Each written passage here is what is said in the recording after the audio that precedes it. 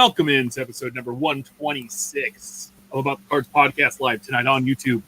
As always with me, host Stefan Loeffler at Junk Wax Twins. Oh, hi. Ben Wilson at our trading cards. I'm Tim Shepler at Big Shep 79. We are podcast by collectors for collectors. Hoping to bring you a smart and insightful podcast discussing trading card collecting. We're live every Wednesday at 8 p.m. Pacific. And Central. Periscope, Facebook Live, and YouTube. Also on Twitter at About the Cards. We're available as a podcast everywhere you can find one. Check out the website aboutthecards.wordpress.com. We have a very special guest returning tonight, James Kutkowski at Philly Puck fan, a big Flyers fan, right? Big Flyers fan. Welcome back. It's been a long time. Episode 36 way back in February of 2019. Last time we had you on, but we wanted to have you on again. Sorry for the delay. It our bad, but we want to have you back on, and we're going to talk a little hockey tonight. You're going to hang out with us and have some fun. Is that cool? Back-to-back hockey nights or hockey weeks. Pretty cool. Nothing wrong with hockey. Not at all. James, what have you been up to since we last spoke? I got to a point where I was burnt out on the hobby and was thinking, why do I still do this? Because my daughters have gotten where it's too cool for school now. So I started to refocus, and I'm refocusing on the stuff I wanted when I was younger. So 1990s hockey inserts and things like that. I'm working on the Epic set from 97, 98. That's going to take a long time. So that's some of those emeralds are pricey, and there's been some market manipulation. So I'll let someone else pay $400 for a Doug Gilmour purple and wait for the next one to come by. But I agree. There's been some crazy. I've been looking at some inserts and some numbered stuff, and the prices you see on these things. It's like it doesn't make sense of why, that a particular card from the 90s or even this era is going for an insane amount. It's just like I'm going to wait. I don't need it. I don't instantly need it, so I can hold on and wait. It's still going to be there someday, right? Doug Gilmour is not going to score any more goals. Maybe in a beer league, but no one's worried about that. But yeah, and some of these are things. Some of them are like really cheap too. So like some of the 1990s stuff is overlooked. Like Leaf Fire and Ice, Wayne Gretzky numbered to 1,000. If that were a Michael Jordan basketball card numbered to 1,000, it'd probably be going for $300-$400. So what would that cost us right now if we wanted to go snag one? Well, I usually go CCOMC, so I think I got mine for 17. Wow. Let's see. Because we were having this conversation about undervalued players earlier on Twitter. Somebody had tagged About the Cards as well as a few other Twitter handles, and I failed to mention Gretzky myself, but I imagine he's probably, along with a few other hockey names, probably easily attained versus some of the other bigger names, and comparatively speaking, like say Jordan, for instance, like you mentioned. Well, he not to your fault, your defense here, Ben, but he did say the three major sports. Hey, that's what you're right. You're right. That's why I only responded with the main three. Yeah. We all know being a hockey fan in this country is like being an evangelist. I'm cool with it. You know what though? All I have to say is that I've had more conversations about hockey since we had Chris Carlin on last week. There were two people in the chat last week watching live that bought hockey cards during the show that never bought hockey cards before after listening to him talk. And then also two people had afterwards came in and said, "Hey, I listened to your podcast. Got me excited for hockey cards." Mm-hmm. And I can tell you, like, I truly enjoy running down and buying and chasing and finding young guns. And then I have my friend Denise I work with, her and her son are collecting hockey, and they she went and found a couple of packs, and they were able to open them at Target, and she pulled out two nice young guns that are going. I think Nick Robertson was one of them, and I remember I picked them up during the show last week, and it's like when something you can get out of a pack pretty frequently is so sought after. Like I said last week, it's awesome to me. I love it. It geeks me out big time. So yeah, they certainly have the formula. In 0203, they tried to make a certain group of young guns 1 in 24, and that flew like a lead balloon. So ever since then, I think it's 1 in 6 packs or 1 in 4 packs, hobby packs. So yeah, you could realistically buy well, it's not realistic to buy a case at this point, but you could buy a case and you'd expect to have a whole set and then some dupes. Yeah. So what for those of us that are naive or are uneducated or newbies, however you want to say it, in the hockey world, obviously speculation is huge and has been huge for a few years, and it probably will continue to be for a few more years at the very least. How do the young guns, if I go out and buy some hockey cards right now, I pull 4 or 5 of these compared to, say, Bowman Chrome if you're a baseball collector, what is the sustainability year over year on the market of some of the mid-range? Not obviously the high ones are always going to sell and always have a market, but what about just the middle of the run?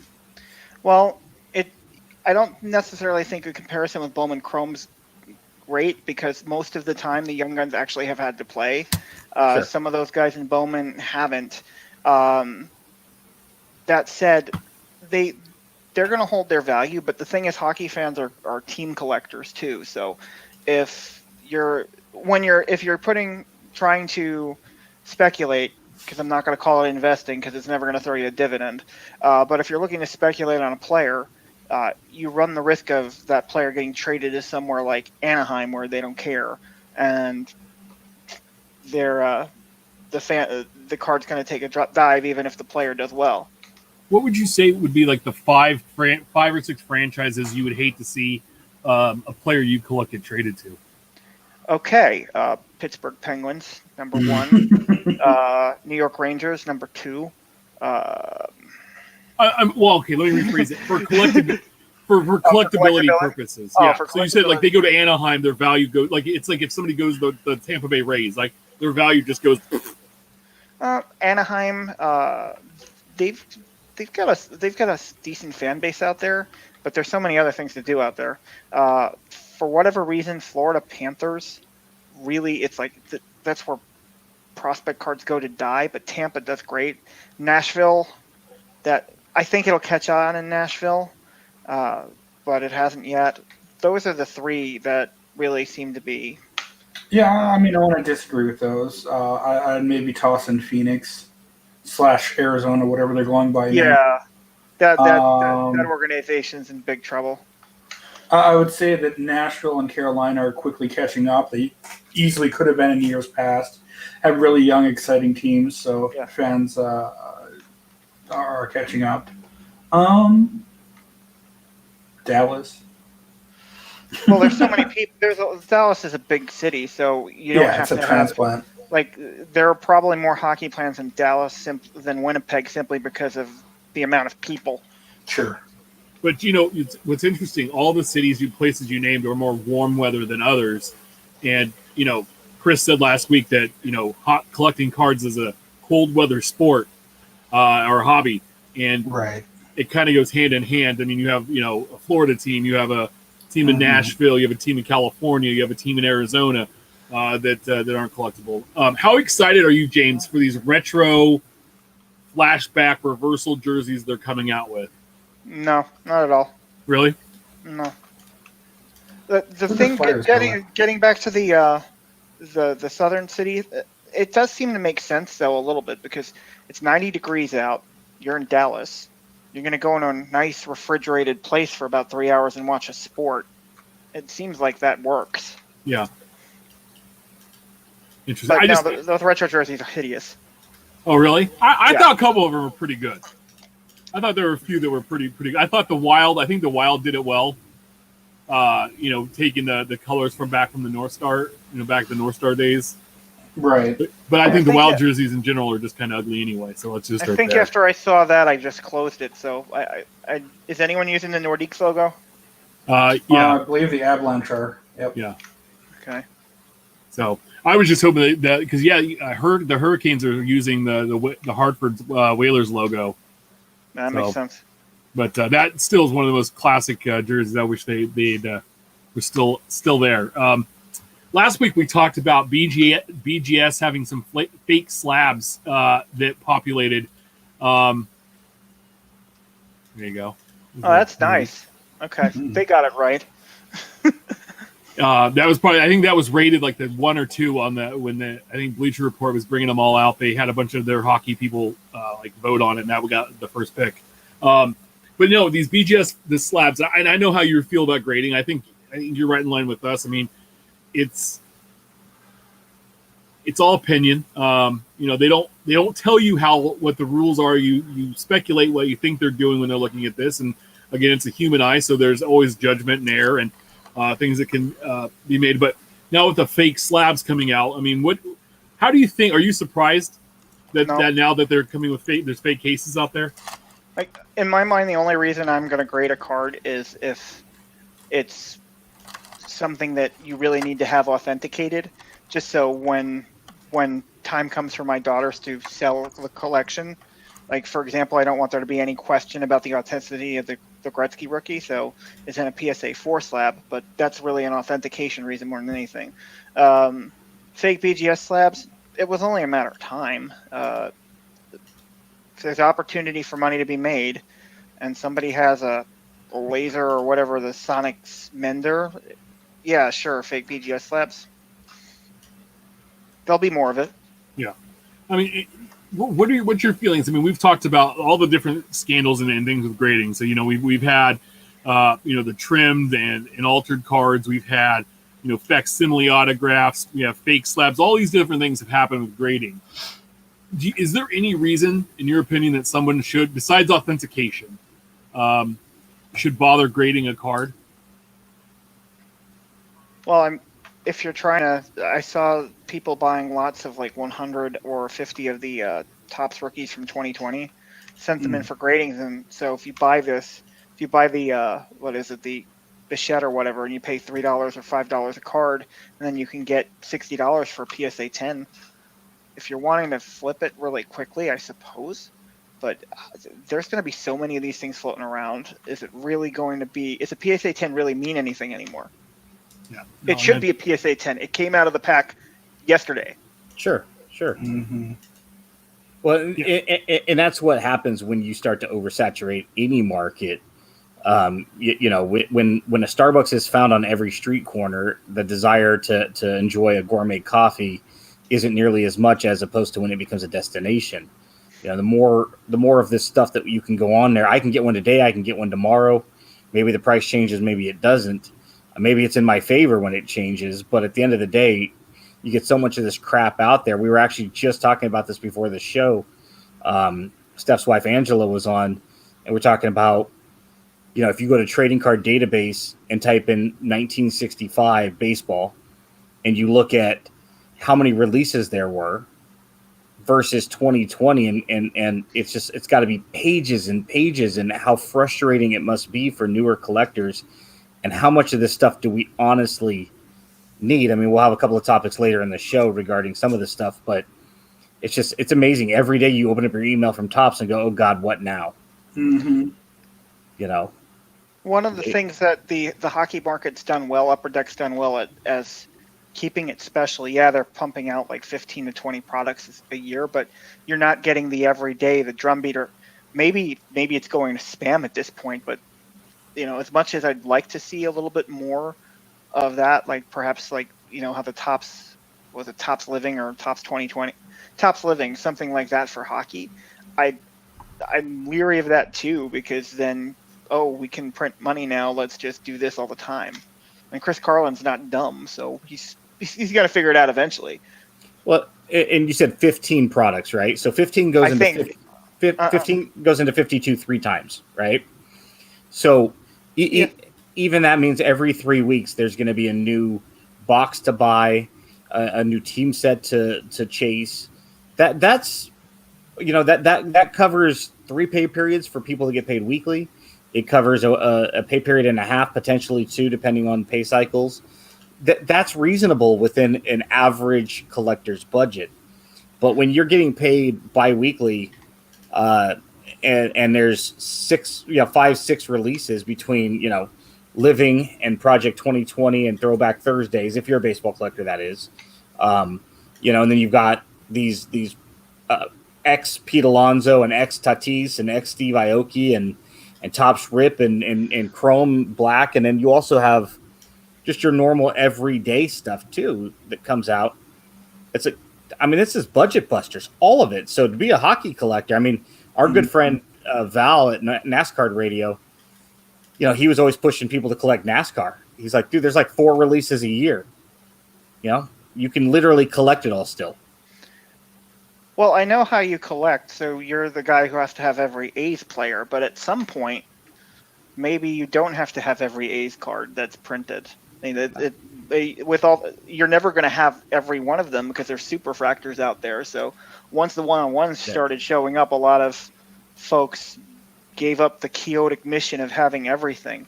I'd like to have every Flyers card that comes out this year, but there's going to be some cards from the Cup, and they're going to be numbered to 10. I might not even see them.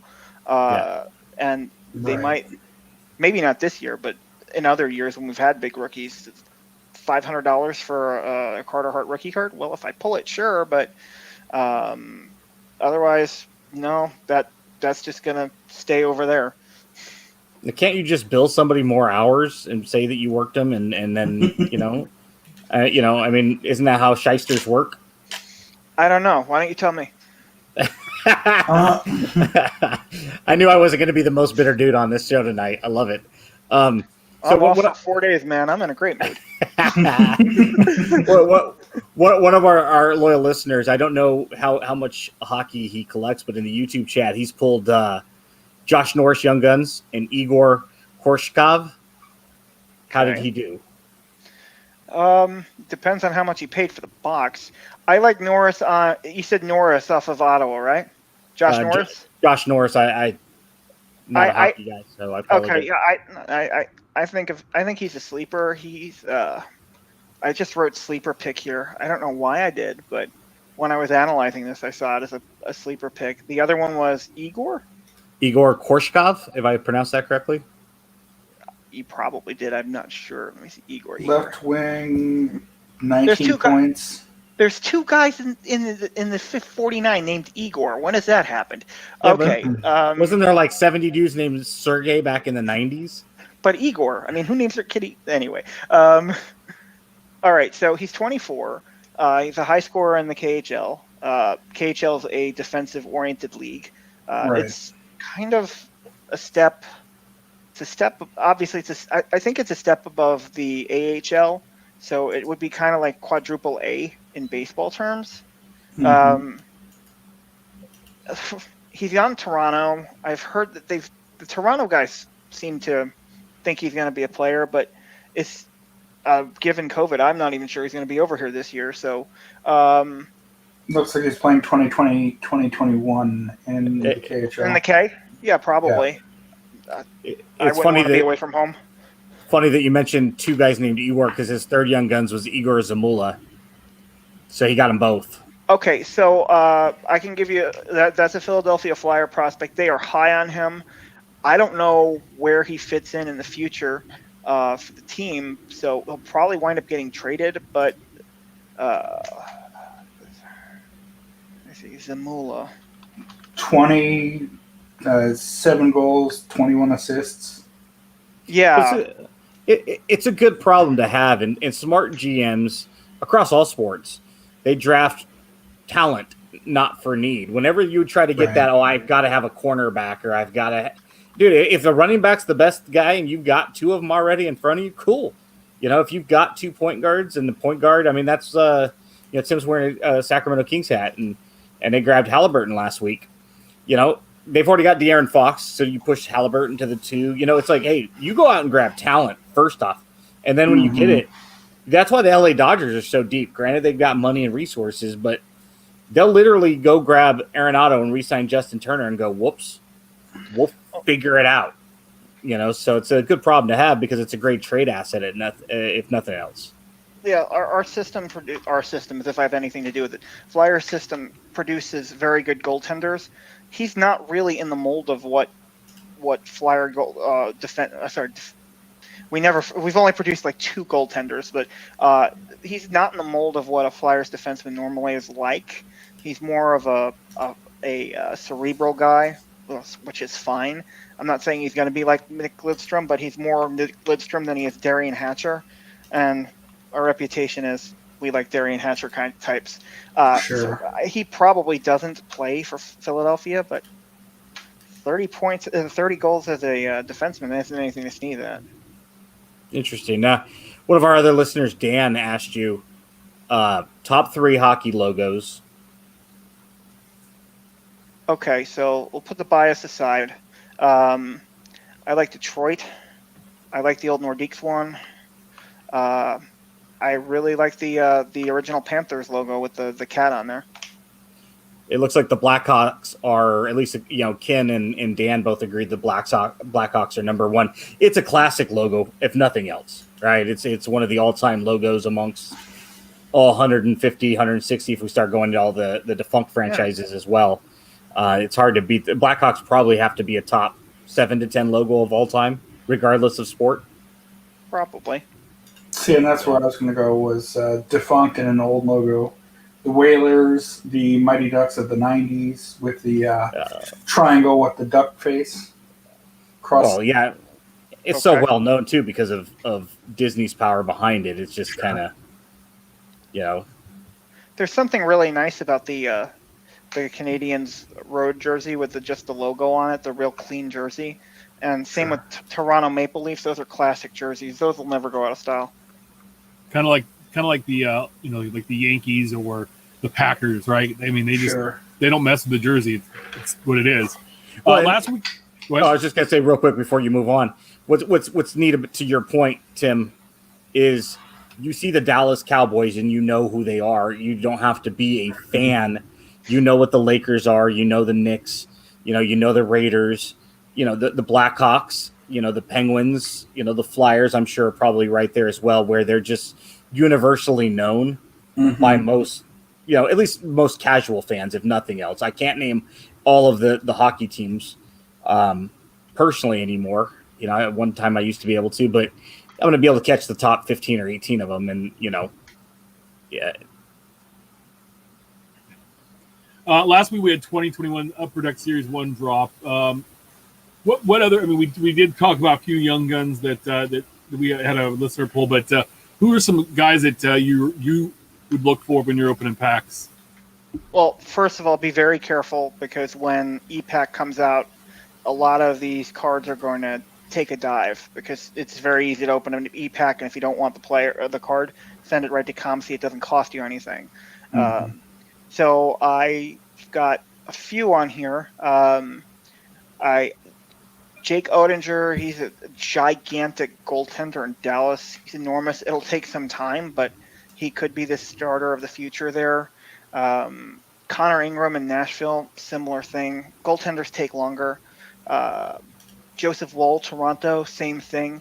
I think Joseph Woll might play this year. You've got Freddie Anderson. I think he's done. He looks done. He might look like he might be a serviceable goaltender, but you're not going to win the cup, and that's the goal in Toronto every year. There's a couple on here, like I think Lafreniere. I'm pretty sure Lafreniere is going to be really good, and he was the hands-on pick for the number one draft pick this year. Some of these guys are from older previous drafts. Nick Robertson, there's a ton of hype. The Toronto guys are really excited about him. His goal scorer. Peyton Krebs out of Vegas, he averaged a point per game in the WHL. The one I think I want to be very careful here, but I think Connor McMichael has a chance to be a generational player. He tore up the OHL last year. He had a better season than Nick Robertson at the same age, and he's going to be playing with Nick Backstrom. So a goal scorer couldn't ask for anything more than having Nick Backstrom there, and he's got Ovechkin and those guys there too, who are they know how to score goals. So it's not going to be the burden's not going to be on him on day one. It's not going to be a situation, and Lafreniere is lucky in that situation too, because he's not going to be the savior of the franchise. So you're not going to have the Alex Daig thing going on where you take this awesome hockey player and beat the love of the game out of him because he's the only guy there. So those are my picks. Pretty fair. Yeah, no, that's good. I mean, that's a I always like, because again, it's one of those things like you're not 100% sure, but it's like basketball and football, right? And with hockey, you have a little bit better of an idea how the player should ultimately be able to perform because of where they were selected, and they're going to be playing or on the team instantly. Where in baseball, it's years down the road. So I would like that. Are there any veterans or anybody in the veteran checklist that still command some collectability? You might get $1 or $2 for Sidney Crosby. I haven't gone to look to buy veteran base cards of this set, so if the sneakerheads have made that expensive, I'm not aware of it. Okay. No, it's always good there. I want to know, do you have any unique ways of collecting, about when you go through and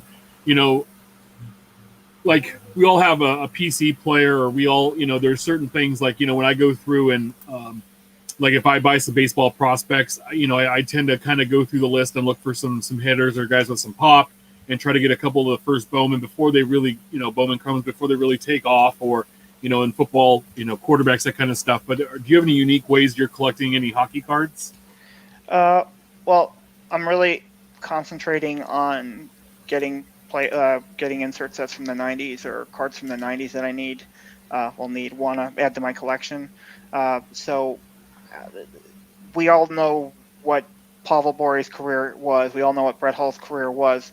Unless Wayne Gretzky robs a grocery store or something, his card values are not going to change much. And these cards have been around for 25 years, some of them, which is a little disturbing because I remember them when I was younger. So I'll go every night. I'll go on ComC and see if any new Epics cards have shown up. I'll check the same thing on eBay. This is where I live now. This is there's a couple of card shops, but they very rarely have single cards. Baseball Card Exchange is my local card shop, and they're Waxbox kings, and so you wouldn't want Elvis Presley delivering a pizza, right? That's true. Well, and maybe. Well, maybe. Well, and I mean, at least with Gretzky, if his time with the Coyotes didn't damage his collectability, like you said, short of a legal scandal, nothing will. Yeah. Great NHL players usually struggle as coaches, because Wayne Gretzky could go on the ice and just play, and he knew what was going on innately, and then he's coaching players that don't have that hockey IQ. Right. Yeah, and it's in my law practice, it's easier to do than teach. It would be doubly hard if you're Wayne Gretzky, because you can't teach. Even if you teach them, oh, hey, this is what you do, they're still not going to be able to execute. So that's why, like Steve Yzerman had it right, being the general manager, because there he can just play God over there in Detroit and fleece everybody. Like if I were an NHL GM and Steve Yzerman comes up on my call ID, it's like, nope, that's going to voicemail. No, yeah, I agree with you. I mean, because you hear the stories about Ted Williams when he was a manager in Washington. He could go out and he could do everything, but he just couldn't have them understand how he was able to do it because of his ability. And that's why I think too, in the sports you see usually, like in baseball, backup catchers, utility guys, they make the best managers, or the pitching coaches is the guy that was like the middle reliever that got shellacked all the time, but he ends up being a great pitching coach. Or some of the hitters, like Hensley Mullins was the Giants hitting coach for a long time, and it was like, that guy didn't have any kind of a career. Why is he such a good hitting? Ends up being a decent hitting coach. So, it's very interesting there. Do you do, like, I think you said something about doing 7 for 7 or something to that effect? And sure, every year, and up until a couple of years ago, it would actually get published. I do what's called 7 for month 7. So in July, I'll look and see, okay, what cards are undervalued, or what players may be undervalued going into the next season. Well, given that the Stanley Cup was awarded in September, we're basically in July, August now, with the season supposed to start in January. So I'll look at things like William Nylander's Young Guns rookie 249. It's you can get it for under $25 on ComC. Mitch Marner is from the same set as $75. Now they both held out in Toronto for reasons I don't understand. They've forgiven Marner, but they still seem pissed at Nylander. But Nylander was the best player on that team a lot last year, so that one doesn't make sense. So either Marner is overpriced or Nylander is underpriced. Probably a little bit of both. So whenever I see it at below 25, I'll pick it up. I think at some point it's like, okay, at this point I've got 10 of these things, so I probably won't be picking any more of them up, because what I'll do is when I can flip it, then I can use the profit to buy other 90s hockey inserts. Lundqvist's Young Guns is at $25 to $30. That's stupid. He's a Hall of Famer. Carey Price is at $125. I'd say Lundqvist has had a better career here. I'm going to be picking on Jack Eichel a lot in this, and it's not because I think he's a bad player, but you had a gentleman on about a month or two ago, the guy who runs Leaf, and he was crazy on Eichel, and I'm like, I don't get this. So Dylan Larkin on Detroit, you get his Young Guns card under 15. Now, last year he had a terrible season, but he was on Detroit. Everyone had a terrible season. They were throwing it.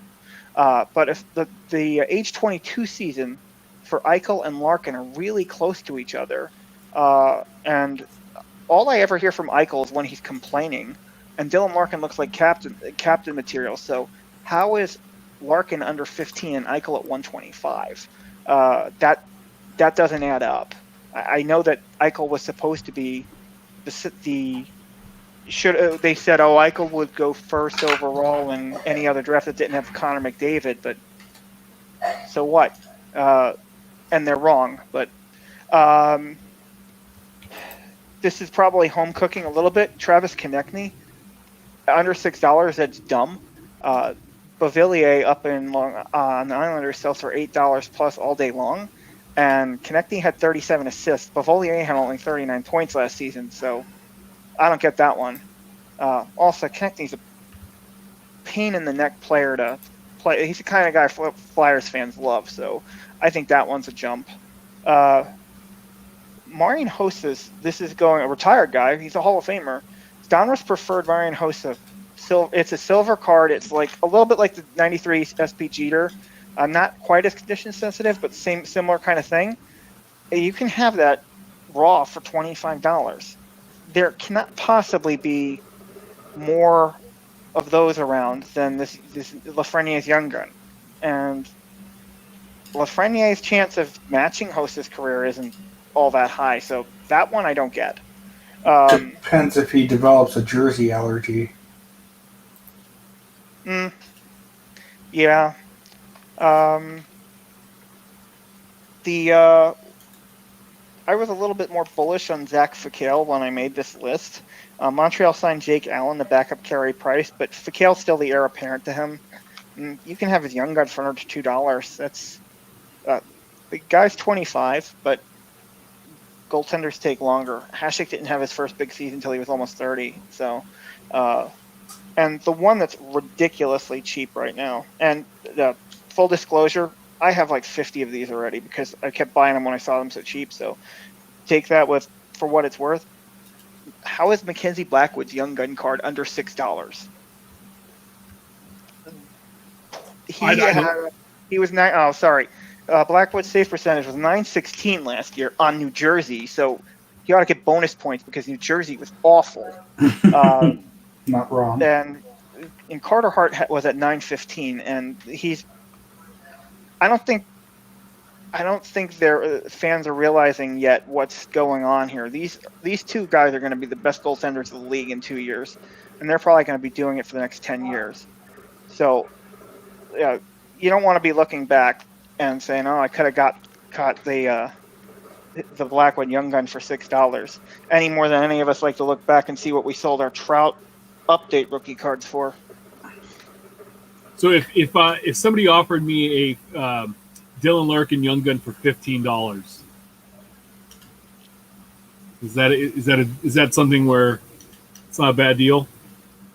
No, it's not a bad deal. Future captain on the Red Wings. The Red Wings will be good. Steve Yzerman made the Lightning incredible. He's going to do the same thing in Detroit. All right. Well, good deal. I just I was listening to you and I was typing in a couple of names here and adding a few cards because I want to learn hockey and so I'm trying to to do that. So it's fun. It's fun to have somebody else kind of give you some ideas so you can kind of start to get an idea of how to look for players as well. We have a kind of a unique question that talks about a card that this week Dub and Tally tweeted out earlier today, but we've talked about a little bit before between the three of us. The Gabe Spire is a rookie pitcher for the Royals, has a card in 2020 Topps update, but there's a giant Vikings logo kind of semi-blurred out in the background. And I know this is probably more of a Paul Lesko question, but wanted to see what your opinion was on this card. And, if a Panini could get their panties in a bunch and say, hey, Topps, what are you doing here? Well, it's really hard to tell that that's a Vikings logo. Someone had to tell me that was a Vikings logo. It's fans are holding out a Vikings logo at a Kansas City Royals game, so I have some questions. Well, this is the uncropped version, and it's at Target Field. Oh, okay. So they have the sport. Okay. Well, good. I think it's against the Raiders. I've got less questions about Royals fans now. Well, thank you. Again, this is definitely Paul Lesko territory, but Elihu Root said 50% of the job of a good attorney is to tell their client they're a fool and should stop. This is dumb. It's like, who cares? Who cares? But we'll see what Panini does. Yeah, it's definitely a Paul Lesko card to own because of his collecting style and wanting errors or cards that are associated with lawsuits. It's a neat card. Probably the only real Royals card that Steph might want. In his PC, but it also is one of those things that's blurry. So how blurry is too blurry? How blurry do we have to get before we go, that cut it out, man. This world is, and Paul hates when I use the word frivolous because I use it as a layperson. And he's like, half the time you use that word, you don't know what you mean. And I'm like, it's just frivolous. It's not necessary. It's like, just cut it out. As a lawyer, you don't want to have something said called that you've done something frivolously. Judges really don't like that. And sure. So I get a burr in my saddle when someone tells me that they think something I did was frivolous in court. So I get why Paul probably has the same feeling. This is a who cares thing. Yeah, if Panini wants to sue about it, Paul's going to be happy, but I don't think anyone else will. I actually told Paul one time, I was like, I use the word frivolous the same way a lot of people in this hobby use the word investing, because you don't know what the proper terminology might be, and so you're just using kind of a generic catch-all bucket. Yeah, sure. Kind of like we all know that Band-Aid is a brand name, and we use it. We use Kleenex, we use Pepto-Bismol. There are other brands on the market. How about Xerox? But we know. Hey, I go to the store, get me some Pepto-Bismol. That doesn't mean, doesn't mean come home with the most expensive Pepto-Bismol brand. If it's $6 and you can get the Walmart brand for $2, it'll make my tummy feel good. Give me a Kleenex. It just means I need a tissue.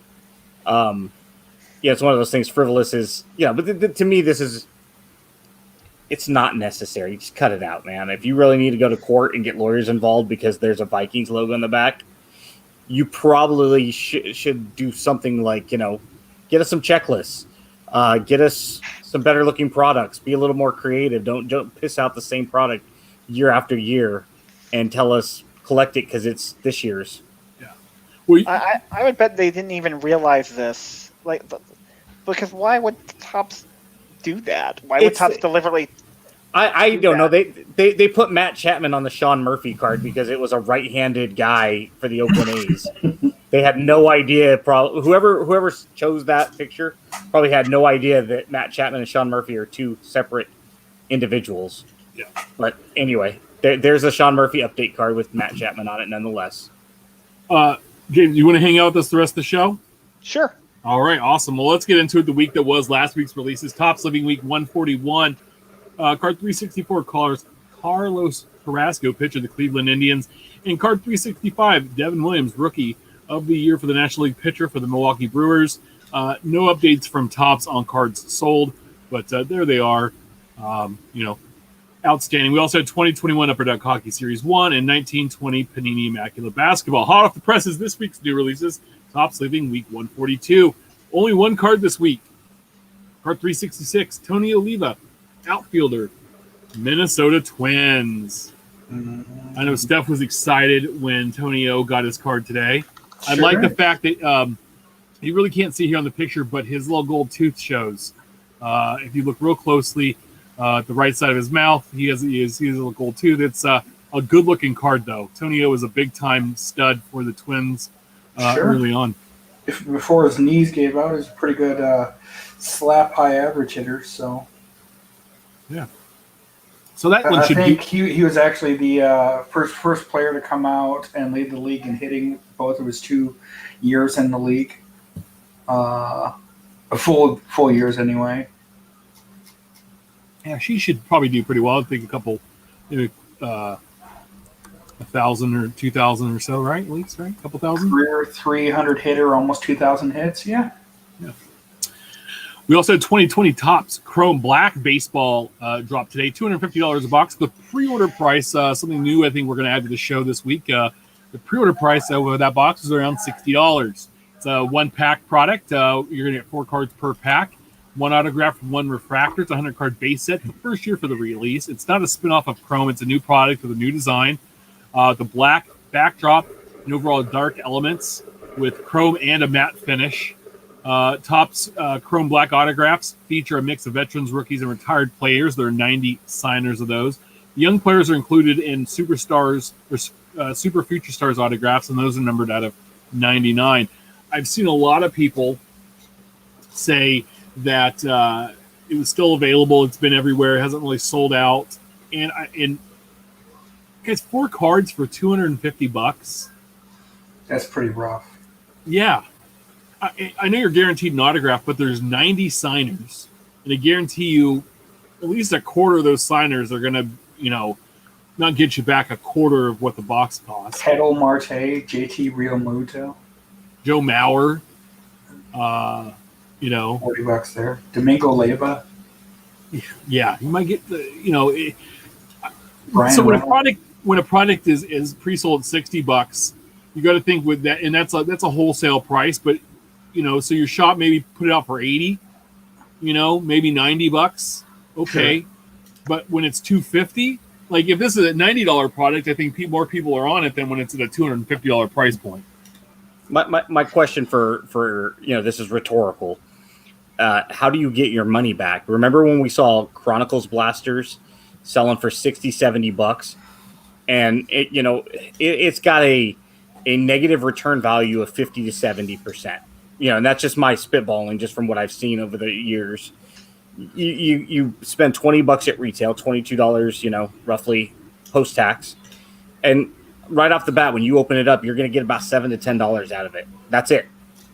So what are you going to happen? It's not like it magically triples in value what you're pulling out of it because you paid $60 on Facebook or eBay. Same thing here. You're getting a handful of cards. The auto checklist is weak. I saw a few of the autos that came out of it today, and it's just like, if that let me say this: it's a beautiful product. The autos looked great, but now if we're just talking about what you're paying versus what you're getting, I mean, I don't care if you're collecting this or you're speculating, you're buying this to rip and flip. You still want to feel like you got your money out of it, right? If open up a few packs of hockey, since we were just talking about it, and I pull a Young Guns, and I got 3 random packs at the LCS, I feel like I got my money because I got a sought-after card, even if it's a player on that checklist that's not as desirable. I got a chase card, something that everybody's opening and searching for. And this is just like, all right, your autos are really going to drive whether or not you can get your money back. It's going to drive your IRR, and I'm sorry, but that checklist sucks. It barely is okay at $60, let alone 4x over that. And it's like, come on. Well, and I mean, at least on retail, I know several people have commented, and someone's actually breaking a hobby box in chat. But I broke 4 hanger packs of Series 1. I pulled 2 Young Guns, 2 guys I don't remember who, and 1 canvas card. So 3 chase cards for 4 random packs. And you feel like you got your money out of it, right? Yeah. Whether they ever see the light of day outside of your house. And that's how we want to feel. It's like, we've said this before. If you buy a $100 box, you have to put about $50 worth of value in the opening. James mentioned his daughters, and I know he used to collect, with them, quite a bit, and they were an active part of his collecting. And it's like, all right, we go to a movie, sitting there with your family or your spouse or whomever, you're on a date, popcorn, sharing a soda. That's part of it. Even if the movie sucks. It's that experience has to be wrapped up in about half of it. But at the end of the day, I don't want to open up a box and go, I got nothing. I don't feel like I feel like I could put this $100 bill right in, a shredder and get just as much enjoyment. Now I got a stack of nonsense I don't need, I don't want. I'm not expecting to get my $100 back, but come on, $40, $50, that's fair, because on the next box you might get 200 out of it. You might pull that sought after card that is, I got to sell this because I can get my money back and then some, and add other pieces to my PC. Yeah, it's going to take a product like this to. It's going to take first. I don't know why this product exists. Why? Why? But it's going to take something like this that is. I thought Top Series 2 would do it. It's going to take something this bad, and this. You're right. This isn't that bad at $90. I still think it's bad at $90 looking at this checklist. I go through this. There's maybe 8 autographs here that will get you your $250 back. So this is definitely aimed at the breakers.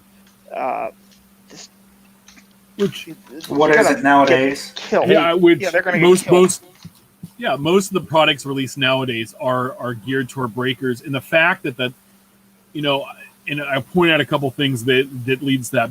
If you look at Bowman Draft the last couple of years, they have the jumbo box and they have the super jumbo. Last year's super jumbo pack is basically it's two fat packs put together. One half is all the base cards. The other pack is all the chromes, parallels, and autographs.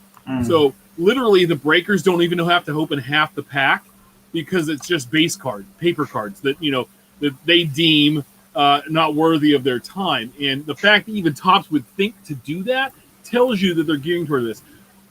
Bowman Chrome Black should be a case hit insert, and Topps Chrome Black should be a case hit, or 2 case hits in Bowman in regular Topps Chrome. Like, sure. It would be if you hit a black one, like, this means something. Oh, good Lord, look at this. So to James's point, don't serial number it. Don't do anything. Just know if you hit a black one, it's like this. A Bowman Chrome Black, it's a case hit. Yeah, it's out of 25 or something like that. We know what the print run is based on the pool. Yeah, you don't even have to, like yes, don't number the card, just because you remember back in the day you would have, like, when Fleer did the rookie sensations, right? Or you would have, there would be the black all-star cards that they would have. They weren't in every pack. And when you hit one, especially if you're going through it in 91 Fleer and you see that, the provisions, right? And it's like, oh, there's something special out of the ordinary in this pack. I think that would be the best way to continue if they want to do this. We'll move on here. We also had 2020 Panini Impeccable football drop today, $1,000 a box. Pre-order price on that was around $405. You're going to get 1 pack, 8 cards per pack, 5 autographs, 3 base cards, and/or parallels. It's a 171 card set. The Elegance rookie helmets and patch autographs are back, so you're going to get a big hunk of helmets.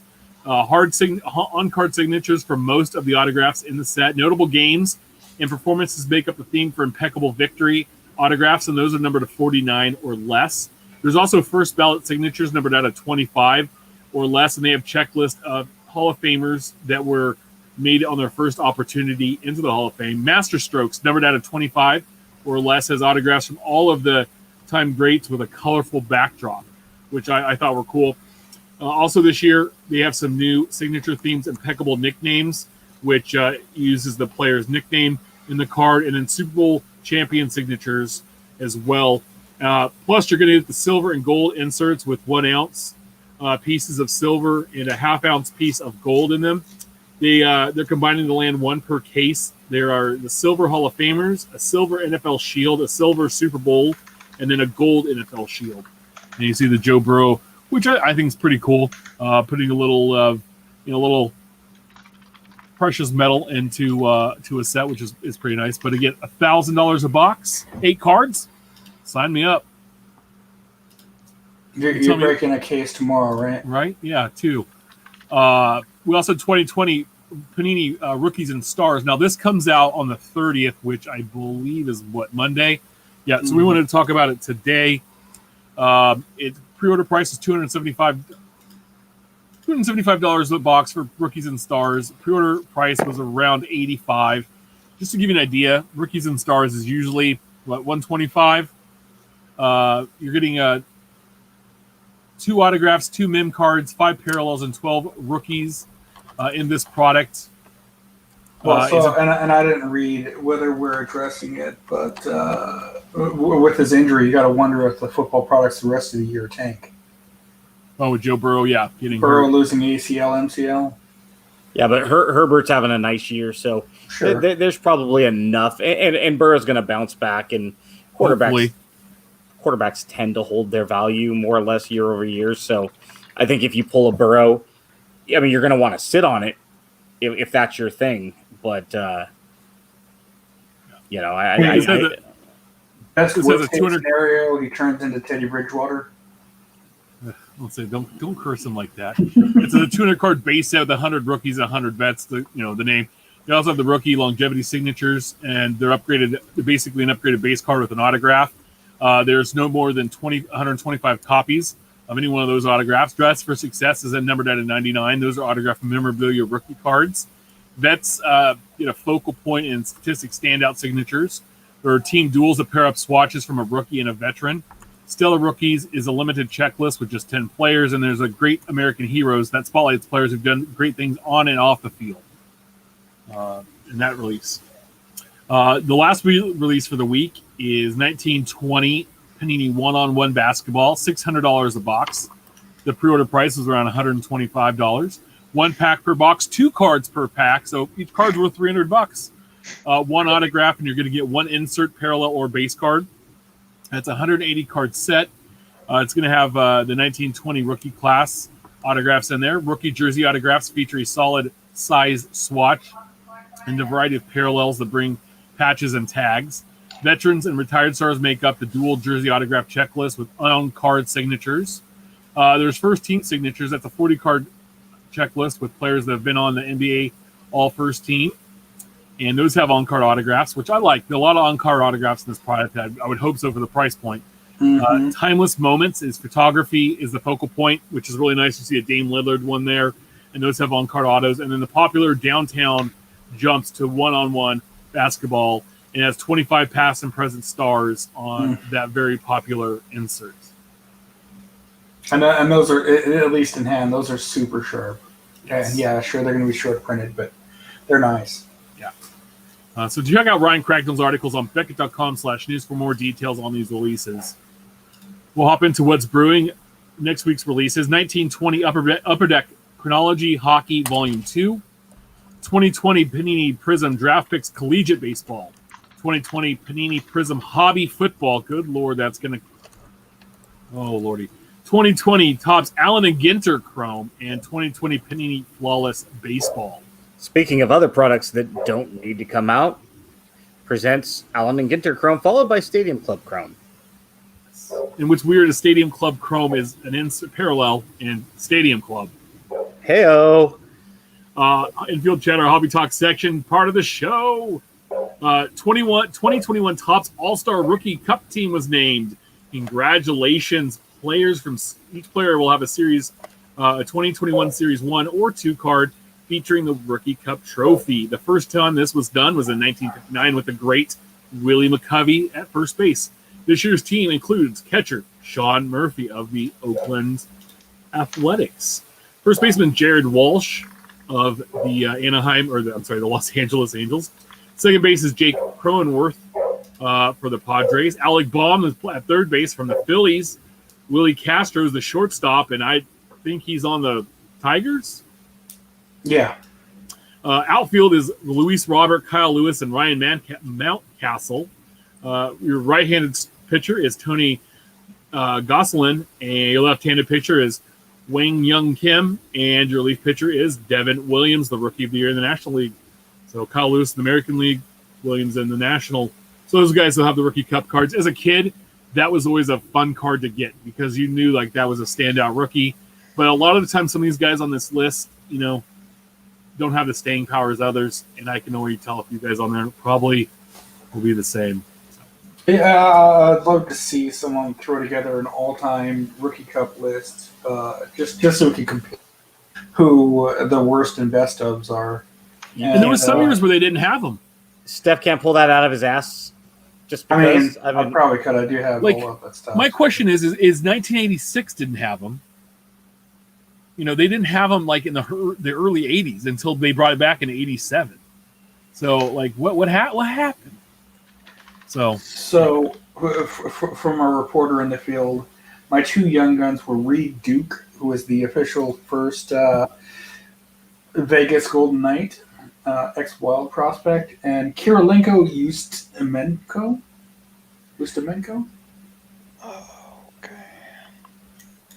Okay. Reed Duke. I don't know anything about him. I think he's already been waived by Golden Knights. Ustimenko, another goaltending prospect, really doing well out in Europe. Flyers really high on him, but we have a goaltender, so I don't know where he goes. But if he's good enough, he'll go somewhere. So question, Carter Hart, legit guy? Yeah. Okay. Outstanding. Good to know. He was the first young gun I ever pulled out of the pack, so I feel pretty good about that. You had a good start then. Yeah. Tops of the class. 2020 tops of the class. Baseball provided the young collectors in your household with yet another reason to strive for good grades. Issued as supplies last students earn one free pack of 2020 top of the class by bringing their latest report card into a local card shop.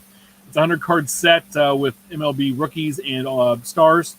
And unlike past years, the design is unique this year to the promo. It's got kind of a notebook. Bowman-y? It's like you put like a Bowman card and then you paste it on your notebook paper, which is what it looks like because there's like little pieces of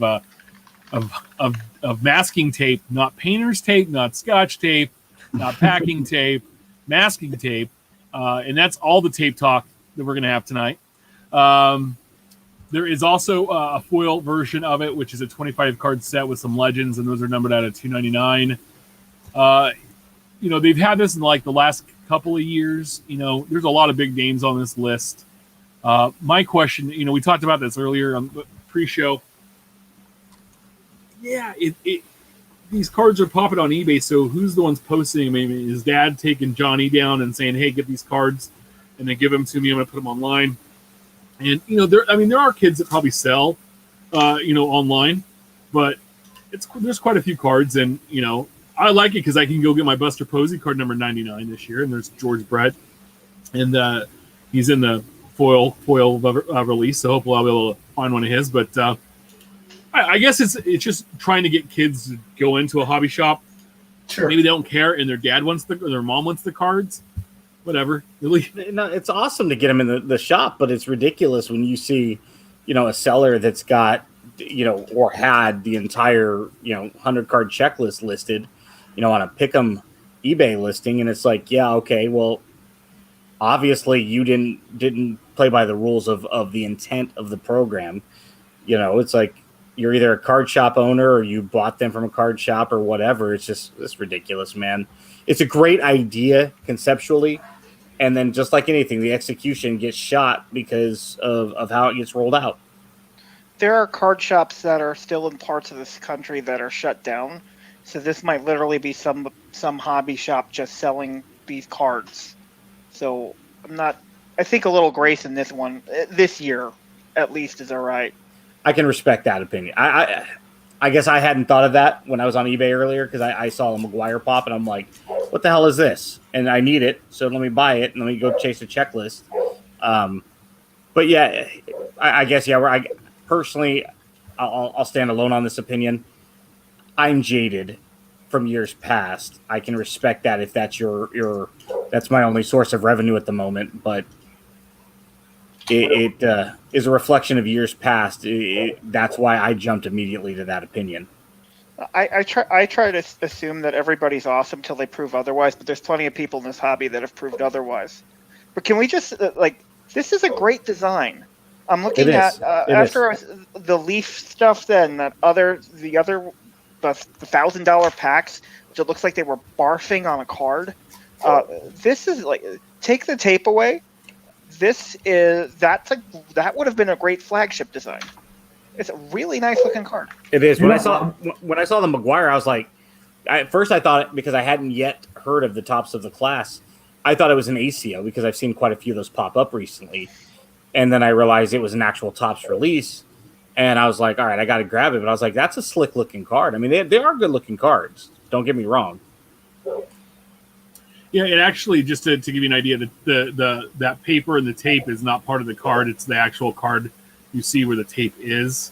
Okay. So I just pulled their advertising. Yeah, it's just their advertising. Okay. I pulled it up. So no, and hey, you know what? Like I said, at least they're trying to maybe get something out there. Maybe it's not executed the right way, but it is what it is. And hey, if they're out there and you find your guy, go ahead and buy them. There's the chipper. Fancy looking card. Now I looked it up. It started, I guess, last year. I was for some reason thinking it started in 2018, 2017, but I thought it was 2018, but no, it's a good program and way to go. Appears to be 19. Personally, I vaguely remember this in the 90s. There was like a minor league set that advertised this, or some very similar name, but it got me into the shop with a couple of report cards. Finally, Bowman Platinum's checklist popped. Ben's been yelling and hollering and screaming for it. It only took 17 days or so since the initial release date is out there. You said it was a 100-card base set, Ben? It's a 100-card base set, and then there's also the top prospects, which is an additional 102 cards. The top 100 look like they are regular printed. Dominguez is 101 and Posson is 102. I've only seen I'd only seen for Posson gold out of 50 and I think it's like purple or something out of 25. So I thought it was short printed. I went and looked at Dominguez and I could only find those as well for him. Ryan Cracknell helped me out and found a Posson base on a Pick Your card listing on eBay. Where it appeared that the Posson was a base, but I'm not 100% certain of that because of the picture. It was tough to tell. So it's quite possible if you're chasing either Dominguez or Posson at cards 101, 102, it's quite possible that they are short printed and numbered 50 or less with a couple of different parallels to choose from. But again, we can't confirm that yet because we just haven't seen anything. As of this afternoon Pacific time when I last looked, I couldn't find anything currently listed anywhere or in the sold listings outside of the ones I'd mentioned. Oh, and by the way, is this just not the ugliest set ever? It looks nicer in person. The chartreuse parallels are decent. It's not a. It's what it is, man. What's what you expect out of retail? It reminds me of like a late '90s Fleer Mystique. I want to say maybe just one of those like foil boardy base cards. That's what it is. 20 speaking of Bowman, so 2020 Bowman Draft First Edition, we talked about this last week, is available through the top website, one of their 6,000 online releases this year. At Scotty_ballgame tweeted out, yikes, who else ordered 24 packs hoping to be sent a sealed box? Like Topps did Bowman First Edition earlier this year. I know I did. There were 24 packs sent wrapped in bubble wrap, but there are also pictures out there of people that did receive full boxes. So the question comes down to, did they purchase 12 and then go back and buy a second 12 and another? I don't know, but I've seen more than one person say that they ordered 24 packs and received them loose and not in a sealed box. Other people here, JP, shown here as his 2 boxes sealed. But real quick, guys, like again, we talked about Bowman draft from last year and the jumbo and being on the super jumbo and the paper being on one side. And no one cares about it. This is all paper. Just with a little stamp that says first edition on it. It's all paper. If you don't care about it when it's in the regular pack, why would you care if it has this little stamp on it? Online exclusive. That's again, you've seen those memes on Facebook, I'm sure, where it's, it's the picture of Drake where he's, saying no, and then he's like, hey, yeah. It's like, something's $99.99. No, it's $129.99 on sale for $99.99. There it is. I'm buying it now. It's that perception that I need this because of FOMO, right? If I stamp it, you have to have it because what's the difference? It's a 10-card pack, right? I think so. Yeah. So. Okay, so people spent $16 approximately after tax. So they paid $1.60 per card for paper because it has a first edition stamp. Yeah, that's a hard pass for me.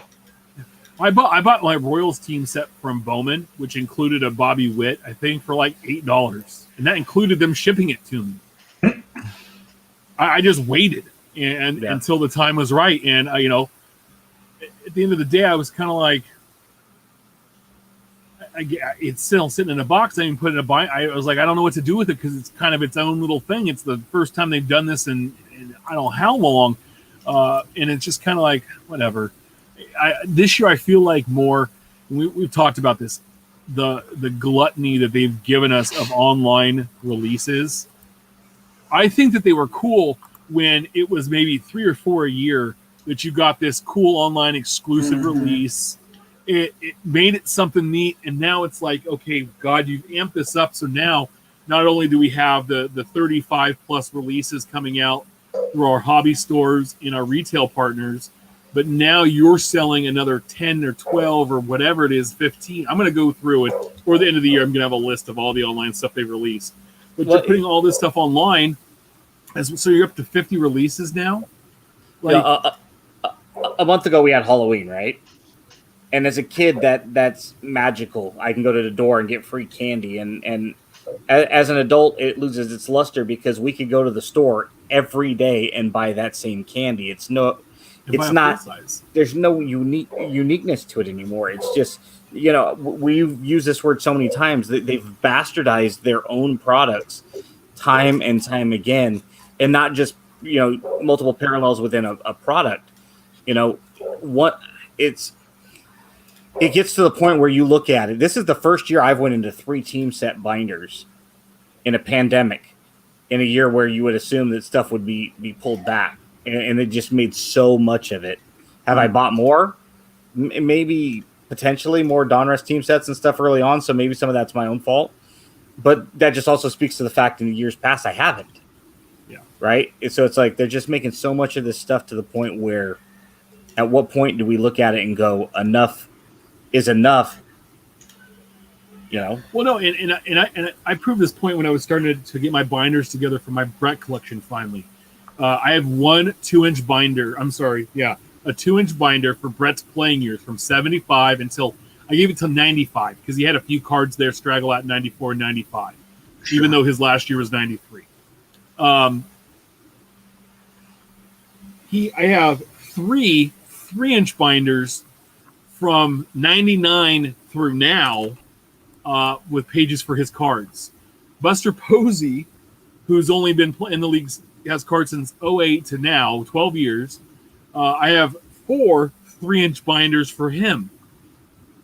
Now imagine someone that made a debut this year or last year, what they're going to have. And it's crazy. I just the amount, and trust me, I love collecting my guys' cards, but at some point it's just like there's so much, and then you forget about stuff, or something comes out and it's like, wait, when did that drop? Like the Topps UK thing, right? Yeah. I know that wasn't targeted to us. Here in the States, but still... look at this. So this is Trading Card DV's 2020 page, right? Major releases. Now, mind you, this isn't just Topps. There's also Donruss and Leap, I guess, and Panini and everything else. But so scroll down. I mean, that's probably a good 50 entries, right? Maybe a little more. Here's the online release section, on demand. That's just the on demand. That matches what the major brands have released. Yeah, but here's the other thing too, Steph. Is that just baseball?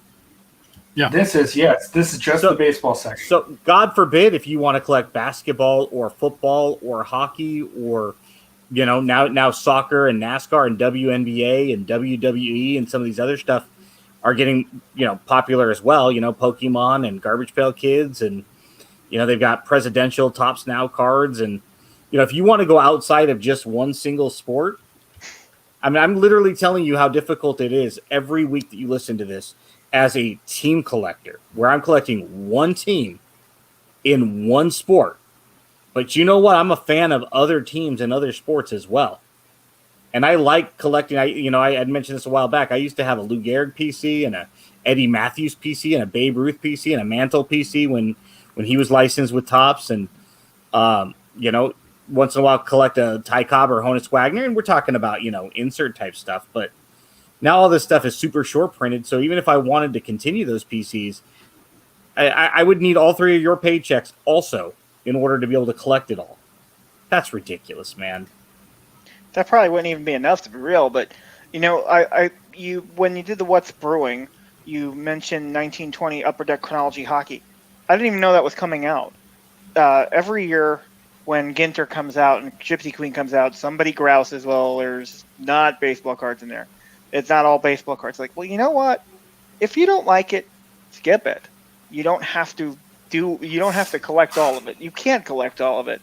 I understand where you're at, Ben. I get it. But at some point, if let's just say it's an even 100, that's 100 team sets before we talk about parallels. Sure. So if you try for all the parallels under numbered of over 100, was that what you were doing? Something like that? No, I with parallel sets, I usually go with whatever the first most common is. Okay. With flagship, I'll go 3 or 4 deep. Donruss and Gypsy Queen, I went deeper this year because those happened right as the pandemic hit. So for a 6-week window, that's literally all we had to collect in baseball. But so if you're doing it like that, you're collecting at least 200 team sets this year. Yeah. Yeah, that's nuts. Yeah, but see, then when you see stuff like Bowman X, and everything's numbered out of 31, super easy to say no to. Just because collecting 5 cards, even at $20 a pop, that's $100 bill on something. And a lot of these are just regurgitated and recycled crap. Yeah. Like Tim was saying, it's paper that nobody wanted 6 months ago, but now it's Bowman draft. Oh, and it's coming out a month early, and it's going to have players that weren't included on a previous checklist, and it's going to have this little stamp that, okay, well, then go collect buybacks and go collect archive signature series and go collect all that other shit where you have some stamp that says this one is special. Yeah, cool. You know what's going to happen? I'm going to go buy myself a 7-Eleven. And instead of charging you guys $1.39 for your icy, I'm going to put a stamp on the cup on the outside that says this one's different than the last one. Now I'm charging you guys an $8 premium, and I'm going to be the 7-Eleven king. Yeah. It's like, we're not that stupid outside of the hobby. Why are we that stupid inside the hobby? Well, you can't be. speaking of special, the great Seth MacFarlane has some autographs in 2020's Rittenhouse Orville Archives autograph edition, and they're not actually signatures. The actor and creator of the show used an auto pen on his cards, which were the main attraction of the product. November 19th, Rittenhouse's Stephen Chardoff confirmed in a news statement on the company's message board, "It's come to my attention that Orville Archives autograph card edition includes cards signed by Seth MacFarlane with an auto pen. We regret not catching this before the packs were shipped out, and we completely understand the concerns that customers have with cards signed in this way. We are working on a solution to get situation and to the situation and expect to have more guidance and direction for you shortly. We appreciate you for understanding and patience." At this point, holding on to the cards and waiting and seeing is what Rittenhouse's solution for the issue is. It's the easiest option for those impacted. Rittenhouse's solution will not yet be known, but they're working on it. MacFarlane's autograph was inserted in every other pack with a 300 pack run. That suggests there are 150 copies of the card with autographs. So interesting. It's worth noting that he signed last year, but not this year. Yeah, and how really 150? Come on, Stewie. So what James, I know you can't answer this question directly. But you're going to ask it anyway. We are. Go ahead. Earlier you said you were going to give us the 30,000-foot view. So we don't know what the contract between Rittenhouse and Seth MacFarlane is, so we can't speak directly to the contract. And of course, if it said you have to sign it versus you have to sign it live, I mean, there's a lot of room there for interpretation. He signed it technically. How does Rittenhouse go back to somebody who A, doesn't need the money, and B, probably, I mean, yeah, it promotes his product, of course, his television show. How would you look at this not knowing all the details? I mean, well, first of all, Seth MacFarlane's one of the smartest guys in Hollywood, so I have a hard time believing that he didn't realize that an auto pen wasn't good in this. But let's just assume that he turned his brain off and did this. As I'm general counsel of who is this? Rittenhouse. Who produces Rittenhouse? I call his agent and say, "Hey, look, this is supposed to be signed with his hands, not with a computer. We're gonna send you these cards to fulfill, to have you fulfill the contract, and if you don't, we're gonna let your client, we're gonna let the people who got this card know exactly why." Twitter's pretty big. Yeah, this is not something. I don't know what they paid him per autograph. I would avoid going to court on this one, and I don't know Seth MacFarlane from a hole in the wall, but he seems to be a good guy. So maybe this is just a brain cramp on his part. Nope. But I don't know. And what's it going to take him? 20 minutes to get through 150 autographs? I mean, I know his time is extremely more valuable than the four of our times combined, and the amount of money that he can make in a minute. So his 20 minutes is. But if you're going to enter a contract to begin with, you would hope that he would honor it. And like you said, maybe it said sign it, and I don't think he was out to scam anybody. I don't think he was out to scam a contractual partner. If he's done this product before in the past with Rittenhouse, I'm sure he wants to keep. It's good advertising. It's good marketing for the Orville and in his other products as well. For people that catch. Who's not going to want a Seth MacFarlane if you're a Family Guy guy? If that's your show. But he had a one-episode appearance in the Gilmore Girls. Well, I'm a huge fan of The West Wing, which never had cards. But I bought Rob Lowe from Parks and Recs, and I bought Dule Hill from Psych to kind of build my own West Wing auto run. Sure. If you're a Seth MacFarlane guy, that's your guy. Doesn't matter what it's stamped. You're going to want it. Hopefully there's some clean resolution and it can all be done and they'll be able to. Luckily it's only 150 of these, and not thousands. And it's something where you get him alone for 15 minutes and he can hammer these out if it even takes 15 minutes. Right? 150 autos can't be that hard. No, I'd hope not. No, I agree. It's weird because it's it's his it's his product, right? It's like his show, and so you think you would want the best representation for something you're producing, you're putting out there that you're involved with. But we'll see what happens. WNBA Prizm last week. This was we just didn't get to this on the show, but our buddy Cardboard Icons tweeted, "I'm failing to comprehend this market on WNBA cards. It seems odd to me in a season where there's almost zero talk on my timeline about the games. Here we are with a Prizm release, and everyone is chasing and claiming to be fans. Very odd times." Do you think it's just because it was the inaugural Prizm release of a basketball product that people are thinking, hey, this is the one if you're going to get into the WNBA, like you want to have the first one? Because we go back and we look at what the first year of Prizm baseball has done, even for veteran players. I don't know, guys. Like, it's cool that the people are out. I think it's more of that speculation versus actually being a fan of a player or a team, right? So as someone who at least watches a few games a year, just because my team is decent, and I've kind of grown into it more than the Timberwolves anyway. I wouldn't disagree that some of it's probably speculation. Some of it's probably not having product to break recently. I know when I went to the card shop, there was a guy who just meathead type guy, but he had a complete.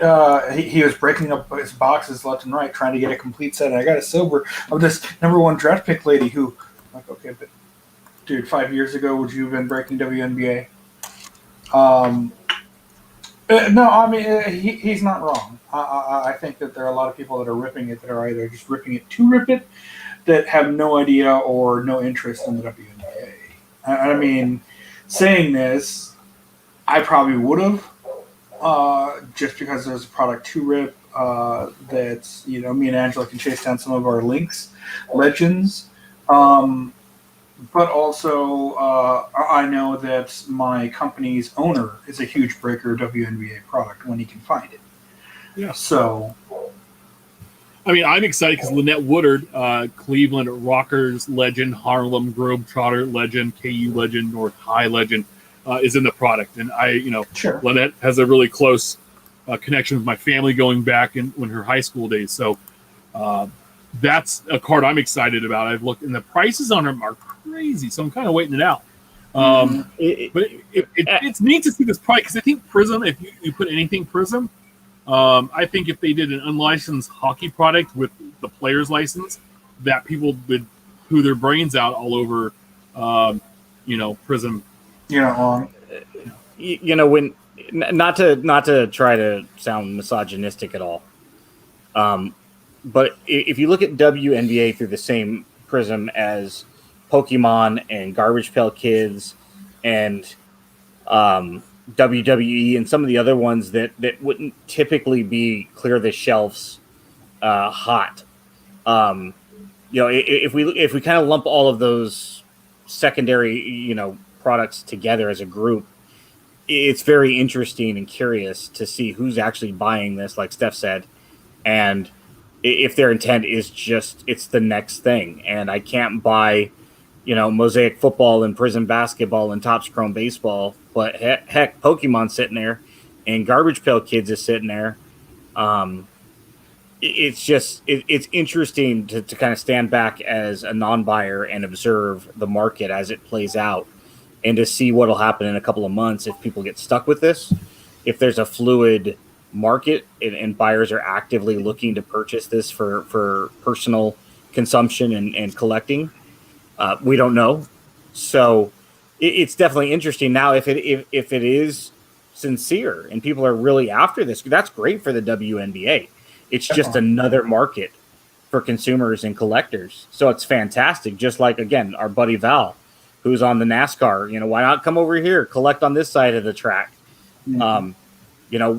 There's a lot of room in this hobby. We were just talking about another non-sports product through Rittenhouse, and we've reached out to Cryptozoic to see if we can get them on the show, maybe after the first of the year, talk some non-sports. There's so much in this hobby to go around for everybody. It's just interesting because the WNBA's ratings would not support the interest in the hobby, at least as a linear, it doesn't seem like it's in line with one another. You know, so it'll be interesting to see how it plays out. There were some issues with 2021 Upper Deck Series 1. DAC T-Mac fan cards hit me up. They tweeted out some stuff, but they also sent me some DMs here. I got 2 cases. I got a case and opened 6 boxes of it, and it's all the same. There are many on Twitter and below out with the same issue too. They ask us for so far my all they asked for so far for my case and box were serial numbers and the receipt from the LCS. I think a public statement should have been issued and provided by now. I just like how I should know to continue to rip. I want to know if I continue to rip my boxes or not. Keep them sealed. And what he's referring to is damage on the cards. Really rough edges, some rounded corners. Things like that. He sent a tweet out to Chris Carlin and asked him to provide an update on when customers who received rounded corners and on young guns, when can I get some communication backs, and should I open the rest of my box, or the rest of my case? And Chris Carlin said to reach out to Upper Deck Assist, and you should hear something back today or tomorrow. And the response that he got back was Upper Deck is offering to replace any young guns or inserts if damages, provided as well as the serial number of the box and the receipt from your dealer. No replacement for sealed boxes. And then with the base cards, you just need to provide them a count of the damaged cards, and they will replace base cards that way. There were also issues with the Tim Hortons where they were printed and really miscut. So regarding the Tim Hortons, did you see the pictures I sent earlier? I don't believe so. Okay. So here's the slightly odd miscuts on the Tim Hortons. But today I saw these 2 pictures. Actually, it's on my desktop. That's going to be a pain to pull up. 1 second here. But no, so look at the back here. You can get kind of the general design of the card itself. And the front has a really foil boardy, like, Upper Deck Spectrum-y-esque design. This was the back of the card, which is weird that it got the foil before it got all of the rest of the pressing. And then here was the front.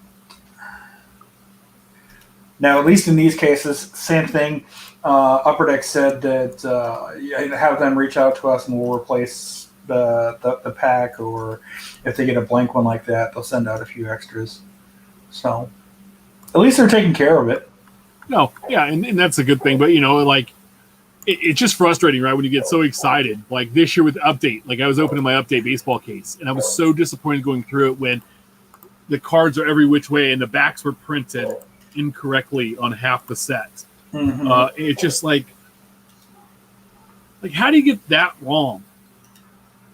Well, and it tells you to how much in other years that they get everything right.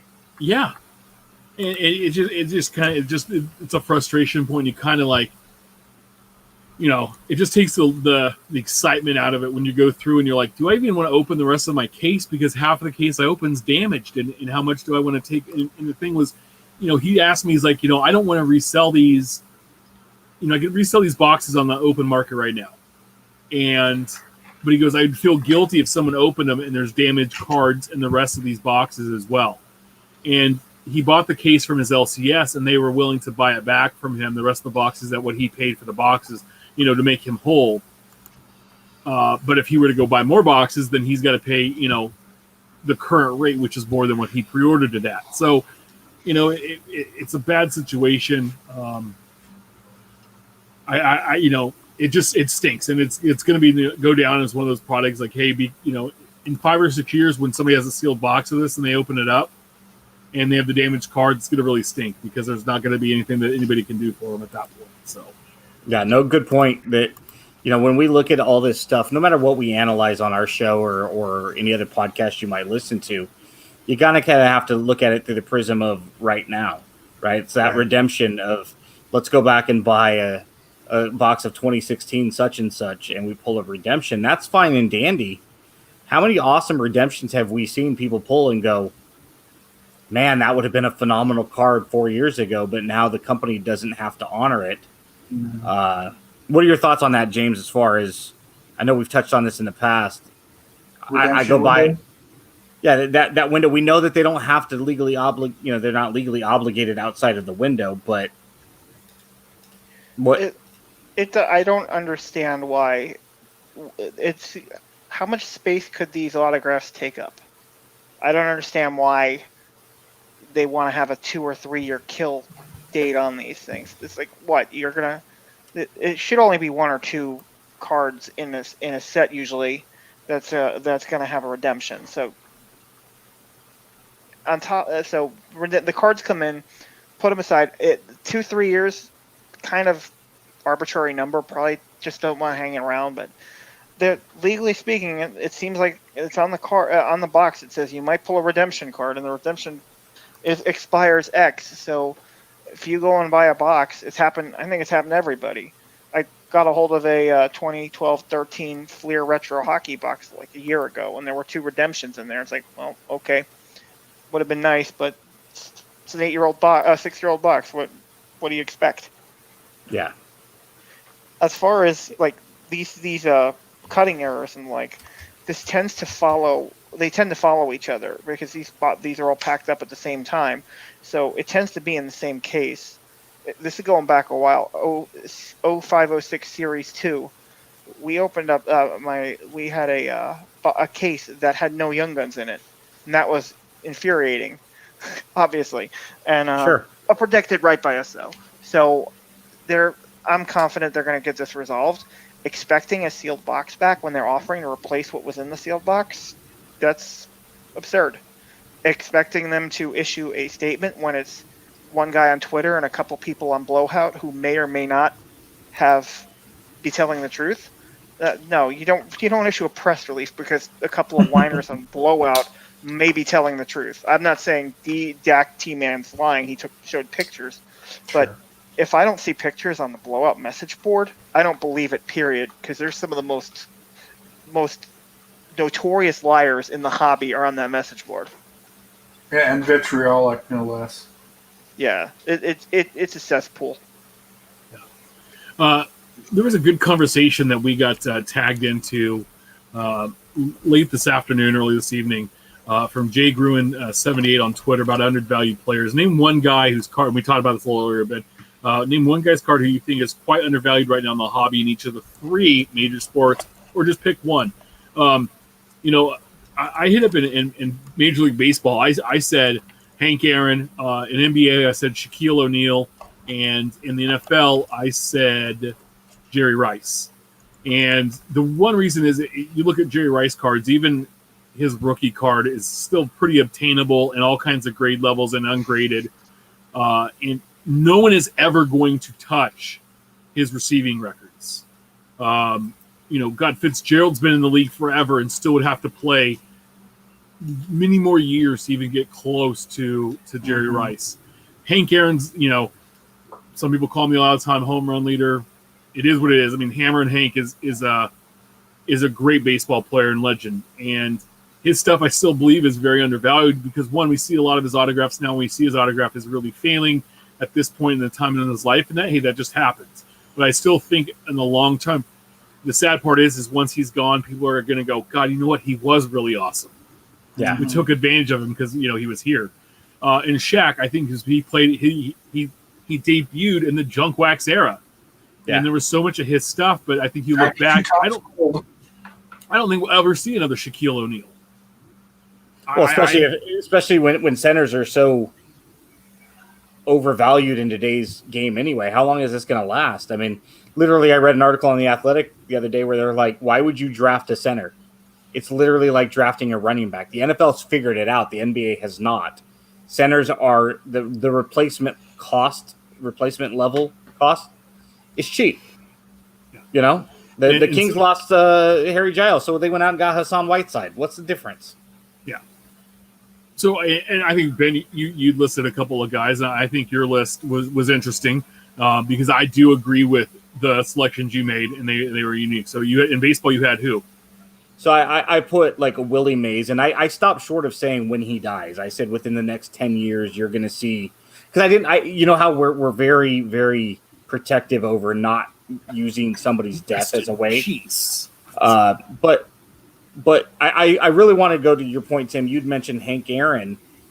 Somebody jumped in and said $200 is undervalued, and I piggybacked on your point in the thread and said, okay, cost oftentimes convolutes things and complicates or confuses things, right? Because $200 is not quote unquote cheap.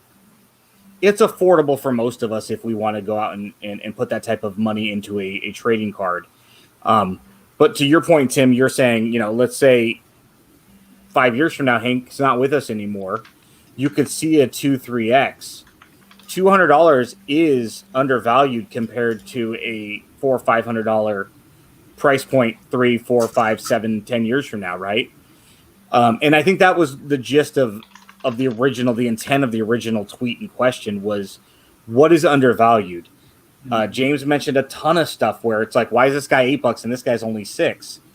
That's what undervalued is where can I get a good deal? Where can I put money into my collection where it's trending below comparative players, right? If we go back and spend money on Cal Ripken, I mean, let's just talk that whole 80s generation, right? Gwen and Sandberg and Bo Jackson, McGuire and Canseco and Mattingly and Griffey and all of those guys compared to now. I brought up a point right now. Would you rather spend $2,000 and get 10 cards and it's an Aaron and a Mantle and a Mays and a Koufax, 10 of those guys, or one Luka, one Zion? What's going to happen 10 years from now? I got 10 of these. These guys aren't with us anymore, so that there's going to get that organic jump, in the market. It's just like undervalued. That's really what undervalued is. Jerry Rice is the all-time top 5 player of all time in any sport, right? Yeah, I mean, possibly. But the whole thing to me is in this is is that I think that everybody is such a now, like who's like right now, and then we forget about the older players, the players that aren't that have retired, or we never even saw play. Like I was never alive when Hank Aaron was out on the field, right? But you could read about his exploits and how great he was on the field. And I mean, I see Hank Aaron cards for $10 or $15. Now they're not in the best shape, but still, it's like you pick that up and it's like, okay, this is an awesome piece of history. I just think in the you're right in this. I mean, how much could Luka turn into Michael Jordan? Sure, but the chances of him being the next Michael Jordan, along with Zion being in the league, all these other guys we're chasing down, they're not all going to be Michael Jordan. Okay. And if you're paying $2,000 for his Prizm versus $200 on maybe a second year Hank Aaron. Yeah. And we've talked about this. Vintage is a place where you can go and I like how you said, Ben, park your money. Mm-hmm. I think that's very smart. Like that's a very smart way to say it. And I'm going to give you credit for it because I like that. If you're going to park your money in an era of any sport, vintage is the way to go. Vintage football is not, as sought after because there was a lot of, they printed the year following and there was, they didn't have the logo, you look back a lot of times Topps didn't have the logo rights to do some of the cards, but vintage baseball, and I see now this was some vintage basketball. I think vintage basketball, pre-Jordan, people are sleeping on big time. But vintage baseballs were something you could park your money and in 5, 6, 7 years, you're going to do really well. I'm telling you right now, guys, that if you're building any 70s sets, 60 sets, and the 50s are pretty costly just because of that, the number of cards available. But if you're building those 70 sets, do it now and do it fast because that's where people are going to head to. I'm telling you that right now. People are going to go back and look at these cards and realize what they really are pre-1980. So that's just my opinion on this. But what do you guys think? I hate that stocks are often compared to trading cards because that is not a linear comparison whatsoever. But if you were going to go into the stock market right now with a significant amount of money, parking your money in Amazon is much better than spending that, because now you're speculating that money, right? putting it in the latest, greatest IPO, the company that just drops for the first time tomorrow, and you're going to blow your wad on that. You're safe with Amazon. You know that. I spent $90 on a 53 Yogi Berra years and years ago.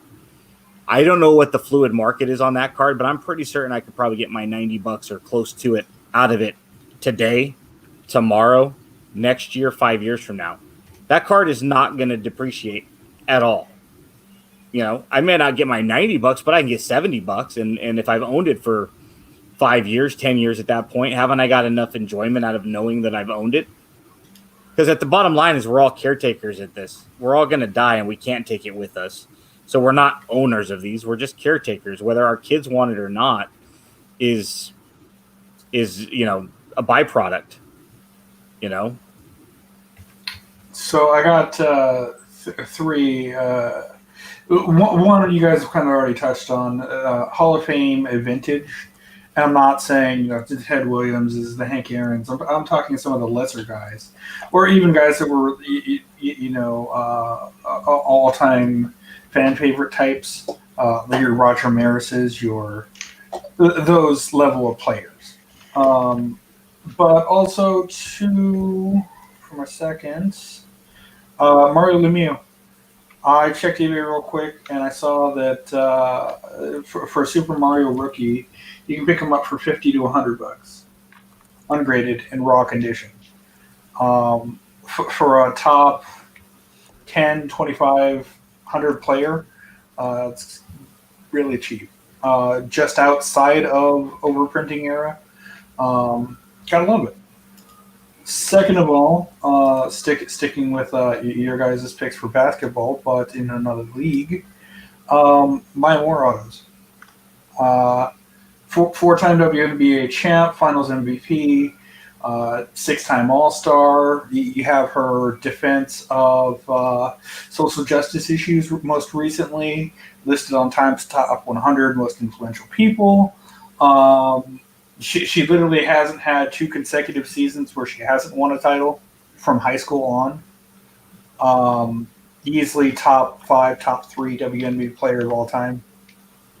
This sold at eBay for $40. And it's one of those things, James. You have daughters, and it's one of those things where, like Steph said, because she's such a magnificent human being, it's something where I've got a lot of Addison Russell cards in my collection, and he's a disgusting human being. I've gotten rid of most of the cards that are not base cards, which would be considered part of my team set, because I don't want to own those, and to have a good piece of the hobby of somebody that is a good person, and who knows what type of impact she might have on this world moving forward. Sure. And it's something that we would want to encourage our kids, not just our daughters, but our sons as well. It's lots of stuff in this hobby are undervalued for a variety of reasons, and we all collect differently. And sometimes that's what happens is, we get caught up in what we collect and we forget about the other stuff. Mm-hmm. And if we collectively do that, something falls by the wayside. And that's why you can go out and buy something for $6 when it's like, are you serious? This should be 3 times that, comparatively speaking to Zion's valuation. Yeah, and I've always said that the thing is that just getting back to being undervalued. Like I for a long time, and you guys know this, I've been preaching. If you're looking to go buy stuff and you don't want to blow the bank on doing it, but you want to have multiples of things, base rookie cards are your best friend. Mm-hmm. It allows you to park your money or speculate or whatever you want to call it in a player, a current rookie, to be able to, if they hit it big, then you're able to take those and you could take 5 of them and sell them off, and you still have 1 or 2 maybe, and then you're able to buy new stuff. Or if you go back in the day to pick up Puckett rookies, the Canseco rookies, McGuire rookies. These were cards that were unattainable to a lot of us as kids in the 80s because they were we talk about the Canseco 86 Donruss. It was $100+ card back then, right? I was in 86. I was 7 years old. I didn't have $100 to go buy a baseball card with, right? But you know what I have now? I have like 6 of them because I bought them for like $2 or $3 a piece, and I'm happier than hell. I put them in. You know what I put them in? I put them in a one touch because I'm crazy. But it's like that card. I can say, man, at one time this card was $100 card, and I have 6 of them. And now he's on a date. He's on Plenty of Fish. So if you want to get a date with Jose Canseco, he's on Plenty of Fish. But you know what I'm saying? It's like it's so much fun. Or if you have a player that you love, like I love Garrett Hampson because he's he's related to one of my buddies. It's fun to collect stuff like that. And the whole thing of this is collect what you want, collect what you like, and enjoy it, because that's what at the end of the day this is about. And then beyond that, if your family, after you're gone and your wife's buried you in the backyard, if she can turn around and sell that, to pay for her legal defense, then even better, right? So somebody the other day said you can't take it with you. I said, bull. I said, listen, I'm getting a double casket because I you're didn't gonna have to anyway. Well, okay, let's go with a triple then, right?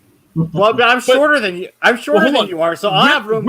Width-wise, you need a triple. Length-wise, you need a half. Yeah, so that bottom half times 2 because I don't need the. So width-wise is a double, but the bottom is normal size for like a person that's like 5 foot tall or taller. So I'll have that extra room by my feet. I didn't spend all of this time collecting all of these Maguires not to take them with me. Okay, you want to get rid of the Foxes and the Planks and the Cansecos, cool. But those Maguires are going with me. Also, probably my wedding ring and some pictures of my kids, probably. But the 87 binders going. I'm not taking the first ring. I'm not taking the second ring. Probably not taking the third ring. To paraphrase Stanley from The Office. No, yeah, the funny thing, my father-in-law says he wants to be buried in his 70 Impala. So, All right, hold on a second. Can we pivot real quick? We got an interesting comment here in the YouTube chat for a moment.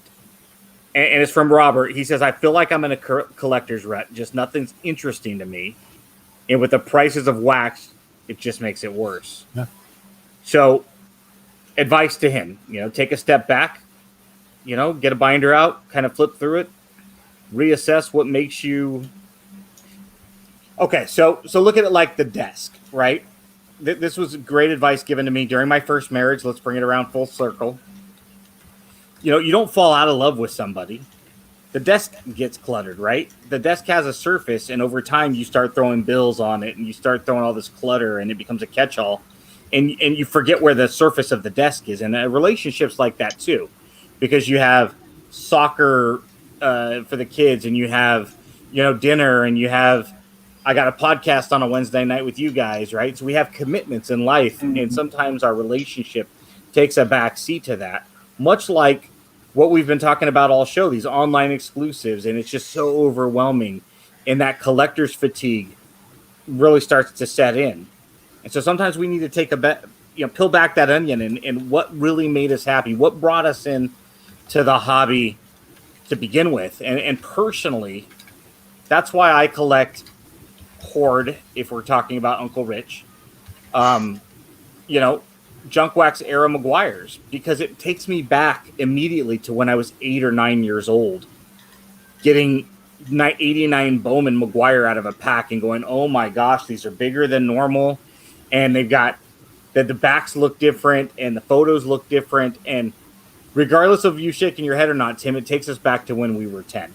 No, it does. And I asked him, he collects, first of all, he collects the Spurs, so I apologize to him for that. And the Astros. Good guy. So, half of my man right there. Yeah. But the thing is Royals 417 says buy singles of what you want, favorite team, player, etc. And I agree with that. It's kind of, and what you said too, reevaluating collection. I think we all get there to a spot where it's like, why in the hell are we doing this? Why am I doing this? And take some time away. There was a good part of 2015 through 16 where I did that. I was not heavily collecting. I followed along but I wasn't as active as I had been or even am now. I had to take stock of why I was doing this, what I'm doing in the hobby, what I want to get out of it. And it really helped me go back, and it's like make a focus of one small thing. because I think we get so overwhelmed with everything that's out there, all of the releases, and chasing the latest and greatest.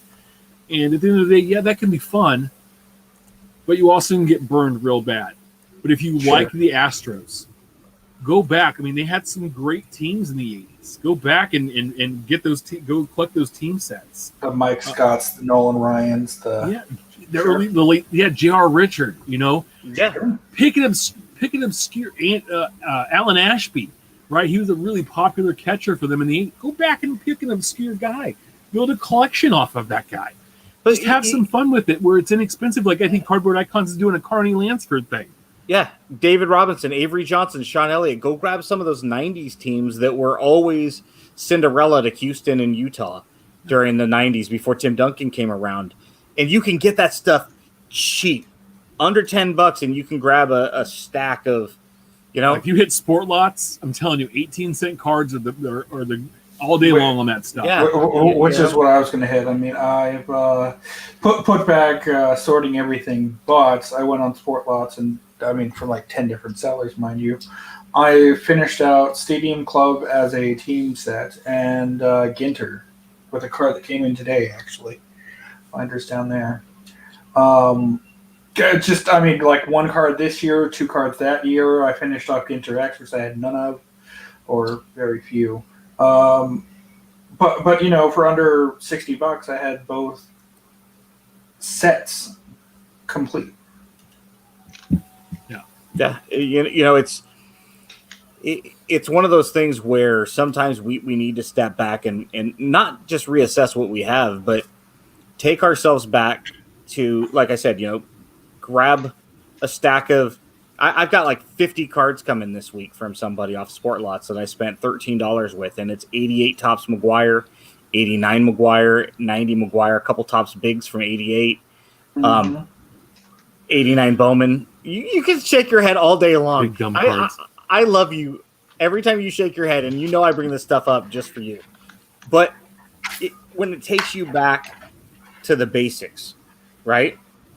It's just fun. There's just something romantic about that. Yeah. And if you can't find your passion again, maybe it's time to step away from the hobby altogether for a while and come back. Yeah. Well, hopefully not long. He has Biggio listed. I think Biggio would be an awesome guy just to build a massive PC of, because he was he was a star in the jungle. So he's got tons of stuff out there where you can pick up awesome cards of him for pennies on the dollar. Even his top cards are going to be just a handful of dollars. And it's something there's like 10 1989 Donruss rookies that I'll have to get. Yeah, kind of. His 89 Topps card is great. Yeah, the 88 Score update one. That one's a cool card. Great stuff. And the fact he played a couple positions, that's some cool stuff. And he said he also loves flagship. Now I'm a big flagship nerd myself. Sure. But go on Sport Lots. I'm opening real quick. The only reason I'm opening flagship is because I'm getting to pre-order at the price. I don't think I would be buying flagship at retail, like when walking to the LCS, would I be paying close to $200 for a jumbo box when I knew 3 years ago that box was $120, $100, maybe $105 all day long, maybe $120 if it was update, right? And there was somebody really exciting in it. So, if you have a 20, obviously I don't know your budget, Robert, but if you've got a $20 to spare, some Starbucks money over the next week, go onto Sport Lots, type in 1989 Topps Craig Biggio or another one if you right like here on the screen. Right there. And just find out how many you can buy of the same card and get them in and create a binder of nothing but one card, whatever your favorite Biggio is from 88, 89, 90, and buy 50 of them, buy 60 of them, create a couple of pages. And I guarantee you, maybe I'm wrong. Maybe that won't work for you. It's worked for me, and it's worked for some other guys that I've recommended this to. It's fun because it's an inexpensive way to add the same card. And if you're married, if you're in a relationship, your wife, your spouse, your partner might look at you and go, "What the hell are you doing?" I'm doing this for, I every time my wife goes to Dutch Brothers and she spends $6 on her favorite drink, I'm like, that tastes like butt. And it's gross and sugar water, yuppie stuff. And it's like, what the hell are you doing, lady? And then she sees me get a stack of 1989 Canseco's, and she's like, "What are you doing, dummy?" And I'm like, "Listen, drink your Golden Eagle Eye cherry crap, and leave me alone, lady. Also, I love you." Yeah. Well, I think that Robert, we really appreciate that. And if you want to hit me up at Big Ship 79 on Twitter, DM me. I'd like to talk to you a little bit more about what's going on.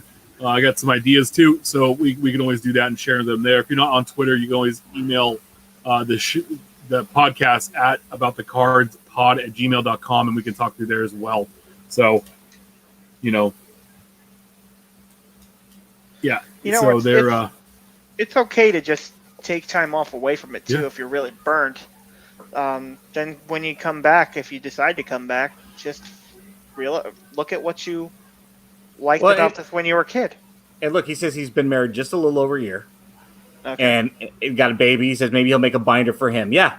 Take your favorite Junk Wax era card, whatever that is. For me, it's 86 Eric Davis because it got me in the hobby, or an 87, 88 McGuire. Take your favorite one and make a binder of 9, 10, 11 pages of him. He won't know about it, and he may not understand it until he's 10, 12, 15 years old.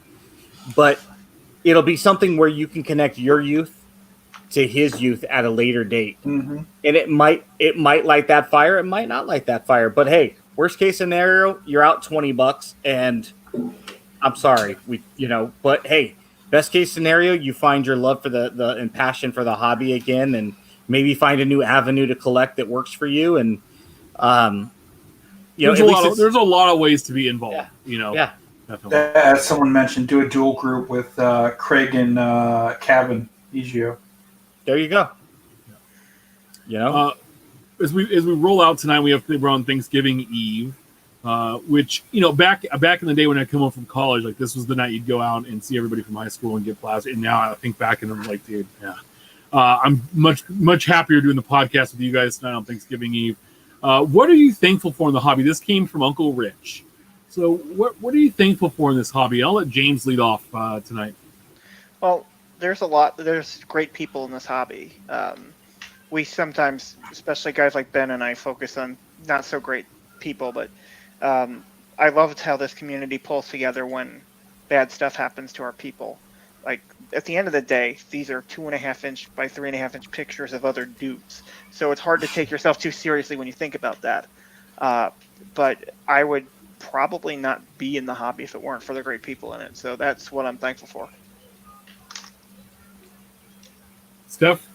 Yeah, I mean that's really fair. It's nearly what I would have added. One that there are a certain core group of people that I consider a true family outside of the hobby. I mean, through Twitter, we ended up with one of our bridesmaids, great friend of ours. But also, and I think I say this every year that we cover this, just for everyone's health. Especially this year, when you hear that someone's suffering or someone's miserable, or in my case, hey, dislocated the shoulder again. Knock on wood, a ton of it right now because I'm currently going on almost a year. It's good to hear that everyone's at least in decent health. And for the most part, we really haven't had any major issues this year. And it's nice to share. I know that I can post on any number of group DMs saying, hey, check this out. Look what I got. Cool. And get it received well, just as I would for theirs. Yeah. Or just see their excitement. Every however many days, I get a little ding from those back pages saying, new episode available. New episode available. And they're really fun, quick burns. Yeah. Benjamin? Yeah, it's funny. A common theme on Twitter after we mentioned this, everybody mentioned some variation of what James said. The people, it's so important. I've tweeted out a couple times in the last week. I've suffered from depression about a year ago. I know all you guys probably know exactly what it was in regards to. I know Tim called me multiple times, on December 2nd last year, and said, you need to call me. I'm on my way if I have to be. very blessed to have all three of you guys. That you guys are three of the most mediocre friends a guy could have. Right back at you. It's one of those things, though, that not everybody has someone. And I've tweeted out a couple times, hey, my phone is on. James, I saw you did kind of the same thing this afternoon, and I loved it. It's like sometimes just knowing there's other people out there that can relate. Why do we collect cards of other men on these 2.5 by 3.5s? Why do we spend hundreds and thousands of dollars a year in this hobby? And a connection to our youth, whatever the reasoning is, it's it takes us. It's cathartic. It helps to battle anxiety and depression, and knowing that there are people out there that will take my phone call at 2 a.m. if I'm having a bad night, and being able to turn around and offer that to other people is extremely important, and connecting with other people. And we're all in this hobby together, whether we all fight and get cranky with one another and bitch and moan at one another. And at the end of the day, I think most of us come back because of the passion that we share. And, I'm thankful to have a group, a large group of people that I can just say, hey, man, I'm having a bad day. What's going on with you? And going, yeah, life sucks right now, too. Want to get a virtual beer together? Let's have a 20-minute conversation and explain why the Pittsburgh Penguins are the greatest hockey team in the world. Up your butt and around the corner, yeah, because they have these things called Stanley Cups, right? That you want to win. They have them in the 90s and the 2000s. They're the only hockey team, I think, in the state of Pennsylvania. So that's all cool. right. Now you're going too far there, man. I think the Flyers might have one, but it's probably tarnished now because it's from probably the 70s. It's the year before I was born. Yeah. No, actually, I think I was 3. I don't remember. It's a long time ago. No, but I agree, and I'm gonna be the Ben here. I'm not gonna have just one thing. I'm gonna have 3 things. I'm gonna steal from everybody here. Now you're learning. No. The first thing I saw in a lot of this stuff too was a lot of people said, and James let it off right. It's the people in this hobby. Royals 417 here said, hey, he was 1 card short in Series 2. Baseball set, put it on Twitter within 2 minutes, the card was coming to him. That's just the very entry level of what people do. Like, hey, you need these cards. Like one of my buddies got back into collecting, and I had the stack of Luka cards from Chronicles this year, and he's like, I just love Luka, right? So I just mailed him all of the cards. He goes, I'm going to have to give you something. I was like, no, this is how we do this. Welcome back. Here is a present. Enjoy. We help each other out. It's cathartic. Yeah. Like Ben said, you could be through some bad times and come in. I come into this room, and this is besides the fact that I actually work out of this room now full time, but it still is my little sanctuary in the house where I can come in and I can relax and I can sort cards and kind of just go back and be that 12-year-old kid again that was playing stickball and trading cards with his buddies. Now my buddies are just online. And there's people out there to help support you. And then when you get excited when someone, you're like, one of my favorite things is when I find a friend that gets a card or completes a set or something that they've been looking forward to for a long time.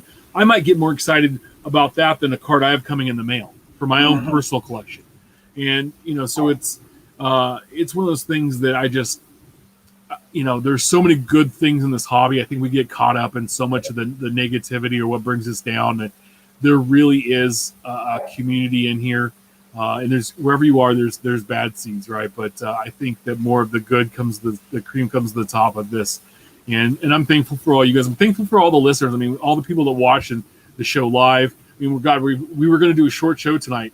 We're at 2 hours. This is one of our longest shows we've had in a long time. But, the people, there's, 20-some people watching and chatting with us. The downloads. And guys, I text these guys this last week, 125 episodes. Can you believe it? It's like, we thought we would do 5. Honestly. And we never thought this would do. And all of the people I've met that I was like, OMG, I'm talking to this person, and now they consider me I could calling you by buddy. name. Yeah, and they knew who they knew who the hell I am, and I'm like, and so that's why I try to repay that back, and I think we try to do that, and hey, come and hang out on the show with us, because we're just like I said, we're just collectors talking about this. We just kind of put it together and try to make it happen every week. And one of our good buddies, Ryan Cracknell, about 6 months ago when I was going through, or maybe a year ago now, when I was going through some stuff, and he's like, "Hey, if you need me, here's my number. My phone's on all night if you need it." He goes, "If you really need it, I can come down to California as long as you have a strong Wi-Fi connection. I can work from your couch." And I'm like, looking around like, okay, this is like the Ryan Cracknell. Yeah. This guy's got a very large name and presence in the hobby, and he just said he'd come hang out on my couch for a week. It's like, that's and then that's the thing is, in everybody that I've been able to meet, that we've talked to, like Bo and Mike Summer and Dub and all these people are, it's just, they're genuinely who they are, and it's great to see it. And I appreciate all of you. There's a lot of you I'd love to meet, and hopefully we can get back to a spot where we have a national and we can all make it happen and meet up again and say hi and have a tasty beverage and open up a junk wax box together. That's always fun to do. So, James, I'm going to thank you so much for coming and hanging out with us tonight. I know it's late for you, but we really appreciate it. We got to have you on sooner. I think that every time we have some hockey drop that is exciting, we need to bring you on and have you hang out with us for a little bit and get us smart on hockey, because that way we all can grow a little bit, and maybe it's going to take out in football cards and come in the top 3 of collecting. You could be the driving force behind that. So, yeah. Remember, we're live every Wednesday at 8 p.m. Pacific on Central. On YouTube. Make sure to subscribe and review our show on all platforms. We really appreciate that. Follow us on Twitter at About the Cards. You can always follow James at Philly Puck Fan on Twitter. You always follow Ben at Our Trading Cards. Follow Steph at Junk Wax Spins. Follow me at Big Shep 79. Next week, the Mike Summer will be on from the Midwest Bureau reporting in. He's going to hang out with us. We're going to be talking about his LCS online products and a whole bunch of stuff. So make sure you share your hobby stories, great pulls. Send your questions our way. Keep collecting, and we will see you all next week.